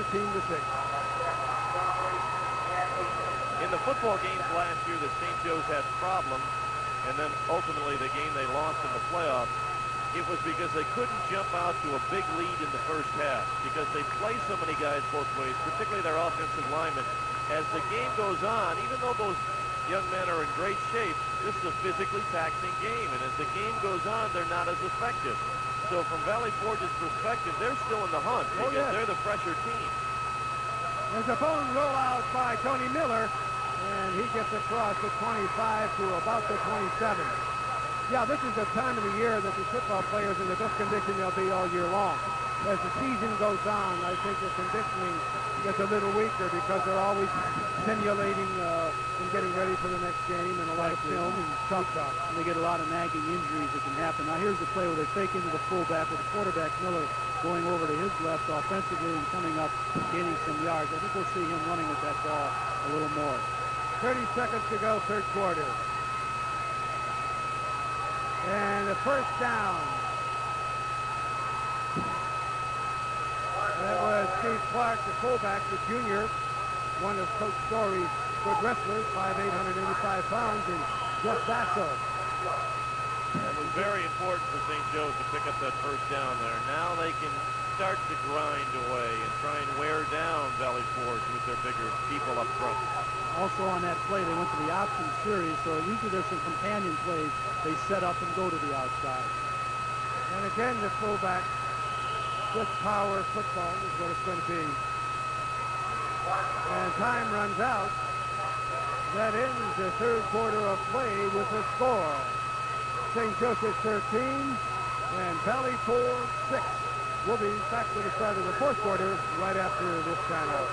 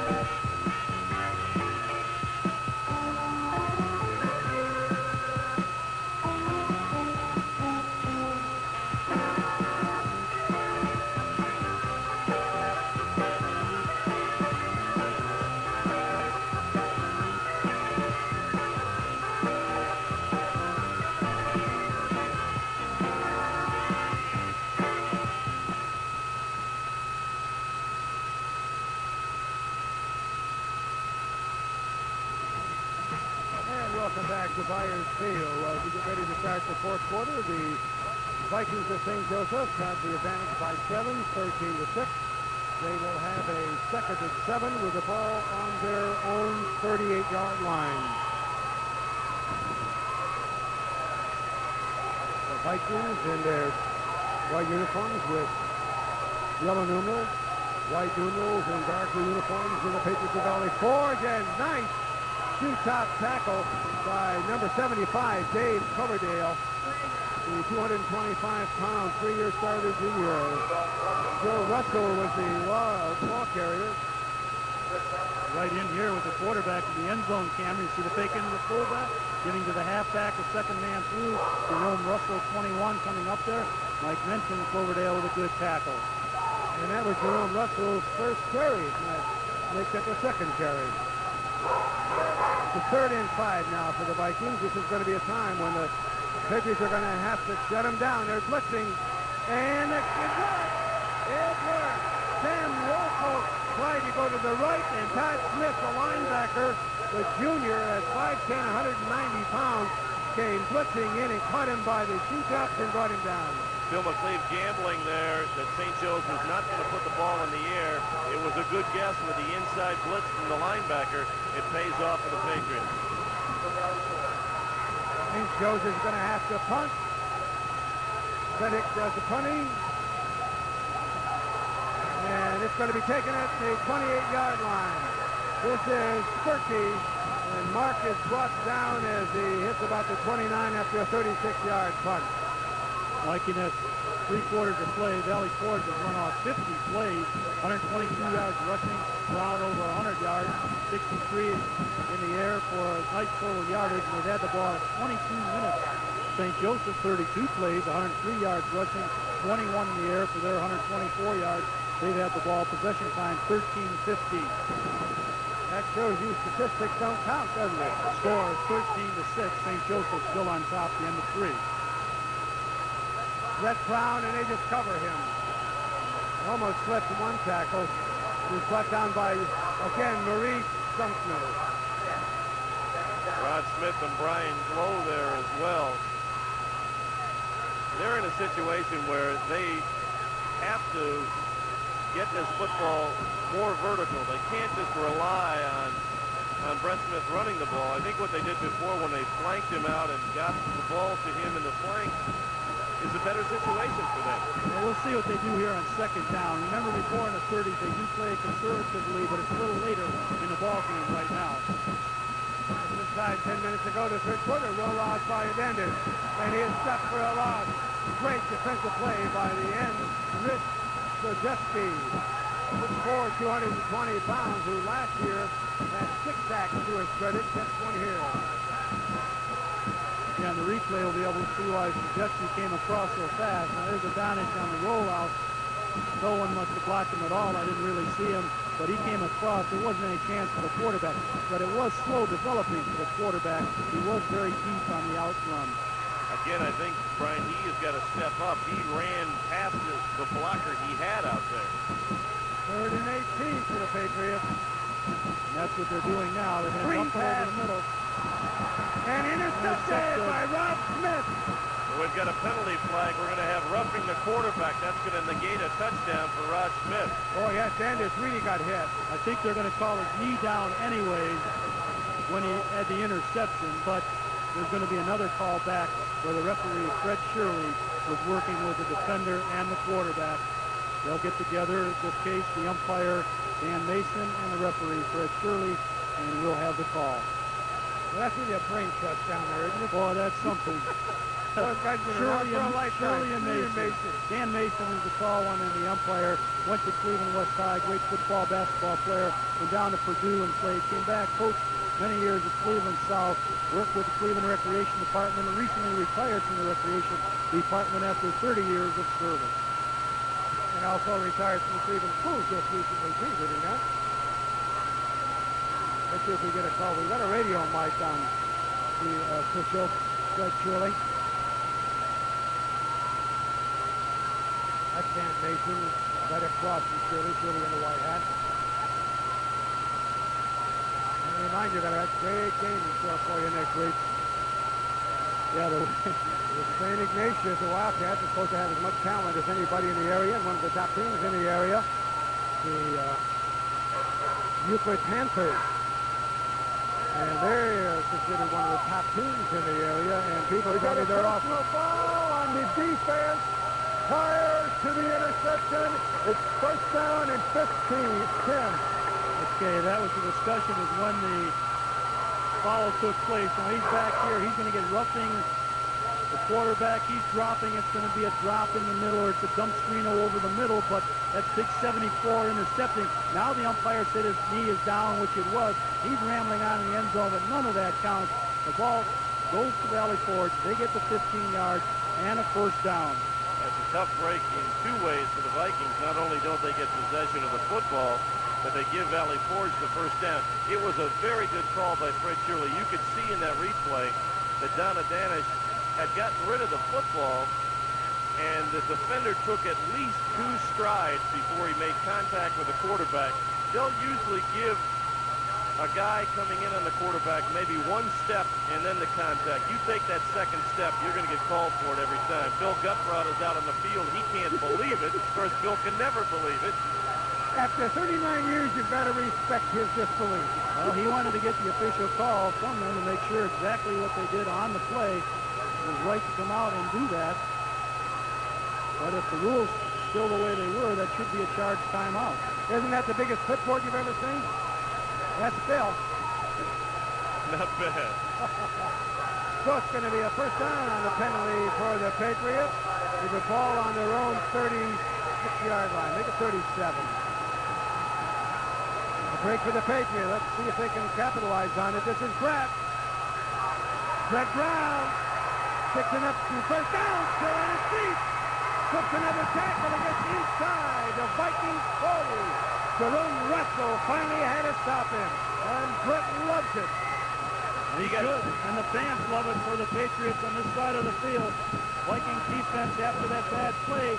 Now we're going to see here the handoff directly into the halfback. Brown coming across, a nice block in there by Joe Hondy that we saw, and then Brown does the rest on his own. He slips the tackle here. He's still on his feet, keeps his balance. We talked about his strength and his speed.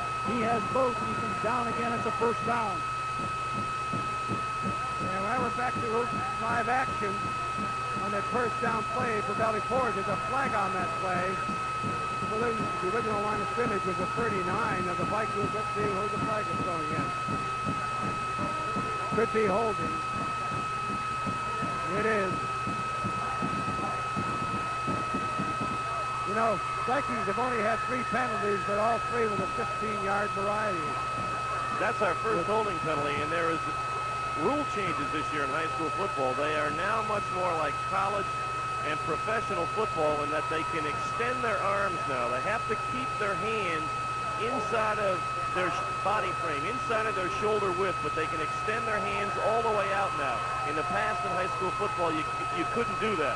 Let's see if perhaps this holding call comes because the guy's arm is outside his body frame. We were talking about that to see if it happens, but so far we haven't been able to detect.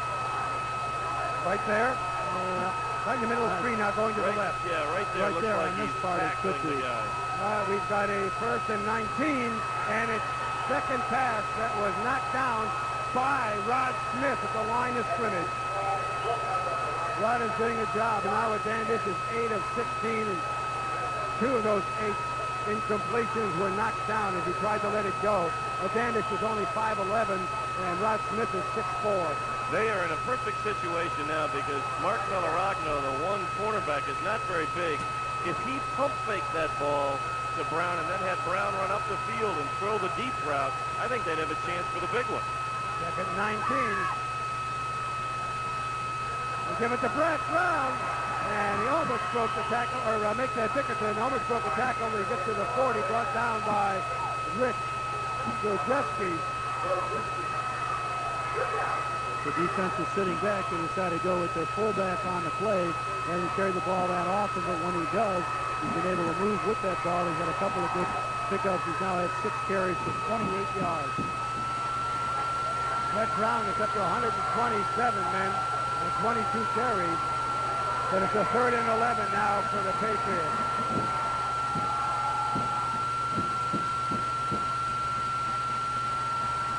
Across the middle! And first down, complete this one to Brett Brown. I'll tell you, Mr. Brown is doing it all. They blitzed on that play. They sent their outside linebacker to St. Joe's Vikings, and Brown ran a little curl-in route from the wing-back spot. It's hard to pick a back out of the backfield, especially one that really doesn't always come out in the pass design, and that's Brown coming out. Just a curl over into the middle. Safety coming up. By that time, they've connected from Adonis to Brown for another first down. And they're just shy of the Vikings 25. Rolling out again is Adandish. Oh, in and out of the hands of number 48. I think it was 48. 49. 49? Yeah, that's Pat Nichols. That's the first time they have gone to a tight end tonight. He was open. Akers just couldn't hang out of the football. 9 for 18, 77 yards for Advantage.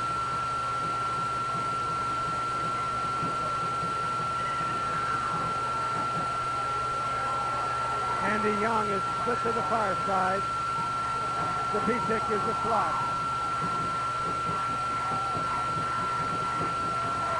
We give it to Brett Brown, a flag. And that is, looks like illegal procedure. Brian Bickleton. Looked like they had 2 men in motion, Mike.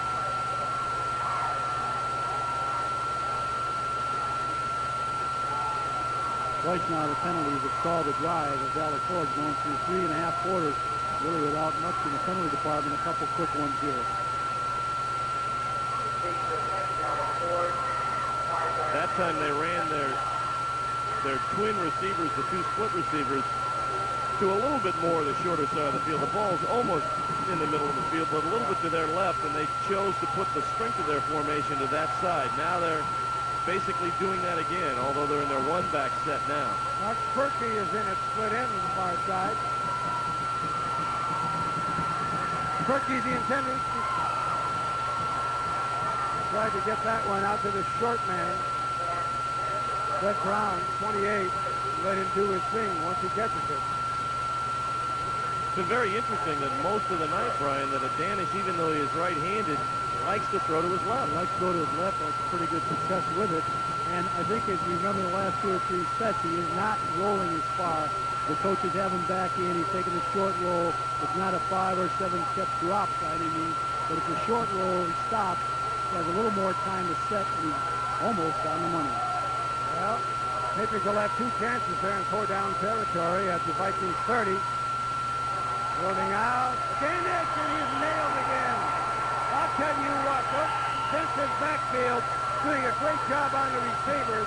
They had the Zapitek covered, as well as the up man, Pat Akers, covered on the near side of the field. Nobody was open. Well, they really covered that. Number 88, Krzyzewski, is really in there now. He's had a couple of solo sacks coming across. Now, this is a play that's faked into the fullback. It's designed for the long rollout on this to develop, but now they just haven't been able to get by him. Krzyzewski coming up and making tackle at 2 or 3 times. They've got to go away from his side on that play. Now, Rogers gets in position to punt. And he gets a high kick. He's got a hook for a roll. And it does, and will be down at the Vikings 21. So the clock is stopped now with 5:07 after an 18-yard punt by Rogers. He's got now about a 35-yard average. How many times have you seen a young man punting in high school? He doesn't want to kick it into the end zone, so he's going to try and just set it out there and ends up kicking it straight up and down. It happens. Many That's times. right. Well, the clock is showing just inside 5 minutes to go in the game. The Vikings hanging on to a 13-6 lead, which they had at halftime. It's been an even ball game so far here in the second half. This is Woodfolk. He gets about a 4-yard pickup as he gets over the 25 where Pat Akers stopped him. Pat Akers is a very fine defensive football player for Valley Forge. He does a good job out of that inside linebacking position, reading the wishbone, which is not easily done because Tony Miller's done a very good job in his ball faking with Steve Clark as fullback. Now, he was a defensive end last year, and they moved him to linebacker inside, and he is doing an excellent job. Good reaction. Good defensive job by Todd Smith again. The blitzing linebacker, apparently he's a designated blitzer for one-man blitz. He was on the goal all the way. That was predetermined. That was called. They were sure they were going to run with that ball. They decided they had their quick man. Here he comes right into you now. You're going to see him come across, and he's right in there. He's the one that's low in there. That's 58. Smith coming across, making another tackle from the linebacker position deep in the St. Joe backfield. You do not want Clark to get up ahead of steam. Get him before he gets going. Nice defensive play again by Todd Smith. He's blitzing him. He brings down Woodfolk. That's 2 great tackles. Well, they knew they weren't going to throw the ball. They knew it was a running series, the clock. field position. They knew they were going to run it, so they took the chance. There really wasn't that much of a chance. They had a quick linebacker, obviously very fast. 2 quick tackles, 58, Todd Smith. And he's only a junior. So Fiddick will be kicking from his own 12. Tag, low kick. Picked up by Sperky and Loftus smothered. That was only a 26-yarder. So again, Valley Forge defense giving the offense good field position so far in this half. At the 49-yard line, their own 49. Last one was at the 30. And then the 36 of St. Joe's. So they've had good field position this half, but just can't capitalize. And they don't have much time. There's only a minute 40 to go in the ball game. And they're down by 7. Rolling out again. Time. Let it go. To the short side. Hoping the pursuit would be there, but the defensive backs did a good job. Murray Sumner, Jerome Russell went back on pass defense in the linebacking position and covered it. So they had Young to one side, Spisak to the other, which you don't see. A fake to the deep man. Now Brown is going to be across. He's coming across the field here. He goes up, gets the pass on the play. Sumter is one of the men coming up, and then deep back coming up is number 21 from the cornerback, Jerome Russell. Oh, almost intercepted. That was Jerome Russell almost picked that one up. Rob Rogers is the intended receiver. That was an option route there. Zapizek reading the defense, ran up the field. Adanish reading the defense, thought Zapizek was going to do an out route. He throws to a spot. Fortunately for Valley Forge, it was not picked off, but good defense by the Vikings. Clock stop is just inside 2 minutes to go in the game. This is incompletion. And the Patriots have a 3rd and 6 from the 48. That's the Vikings 48.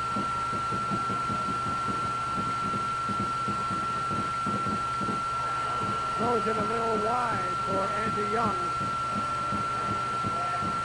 He's got a lot of zip on that ball when he lets it fly. He did. That time it just was a pass that went a little bit too high. Andy Young had some pretty good moves to the outside. The St. Joe defense was playing soft. Remember, they had the yardage to go, the long 6 to go. They were playing soft on the play, but Adonic just couldn't get that ball down low enough to Andy Young to split in. He and Zapizek worked the same side. Some pretty nifty cuts together. Well, you've got an awful lot of speed. You've got Zapizek here in the slot, and you have got Rob Rogers. All the split ends run about a 4 or 5. 4th down, and doesn't work. So with a minute 46 to go in the game, the ball goes over on downs to the Vikings, and all they've got to do is get 1 first down, and they've got to chose the victory. The tough offensive series for Valley Forge just didn't click to their passing game. They've been throwing that ball. They've had some success in the throwing department. He completed 10, but 3 passes in that series, not as close as they would like them. Oh, they had no choice but to go for it with that little time on the clock. So Joes will take over with Tony Miller at the quarterback slot. Only a sophomore, 5'10", 160 pounds.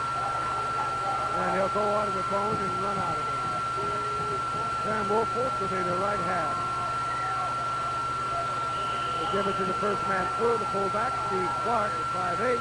He gets into Patriot territory as Valley Forge calls the timeout, stopping the clock with a minute 39 remaining. And the fans, some of them are now starting to leave. And that is the second timeout for Valley Forge, which means they have 1 more left, which they'll use to stop the clock, hoping, of course, they get a chance to get the ball back. Only 2nd down, so there could be a little bit of time if they use the timeout in the play calling for St. Joe. Pretty interesting stats there, Mike, with Brown up to 127 yards rushing, long run of 27 yards. He really was a tough back in the LAL last year and is doing it again. With Coach John Story out on the field, making sure that his ball club is doing exactly what he wanted. How many timeouts are left? Look at the clock and know what you're doing. And there's some disappointment. Preseason, let's hope he'll be able to be back. That is Joe Millat, a junior. I was making a figure 5'6", 160 pounds. Again, you talk about the running of 127 yards of Brett Bounds. He also has 4 receptions. He sort of does it all. It's 31 yards, 4 receptions for Young at 30, and the 2 receptions for 20 yards. Second down, and just running it straight up the middle, getting it inside the 45, and just burning up the clock. And Dickerson, 6 carries, 28 yards. So Dickerson and Brown, the only ball carriers with plus yardage. Another timeout for Valley Forge. At the end of the first quarter, the score was St. Joe's 7, Valley Forge nothing. Through halftime, found the Vikings on top, 13-6. They ran back a kickoff 90 yards after the score for Valley Forge, and it came to a 13-6. In the third quarter, we had a 13-6, and that's where we are with 1:27 left on the clock. 5 ball carriers are carrying the ball, minus yardage to Miller, 7, but 2 for 11 yards for Russell. Moorhead, 1 carry with 18 yards, Whitfield 12 carries with 48, and then we have Clark with 8 carries and 28. What do you do if you're Bill Gutrod of the St. Joe's Vikings as you take a look at Bill down in the sidelines? If you don't pick up the first down here on third down, you'd have 4th and short yardage. You can't run out the clock, but do you punt it away or do you go for it on 4th down? Of course, they can make it academic if they make it here on 3rd down. See how close they get if they have to. They are close. They are close. Makes it all the more interesting. I think Bill would have punted.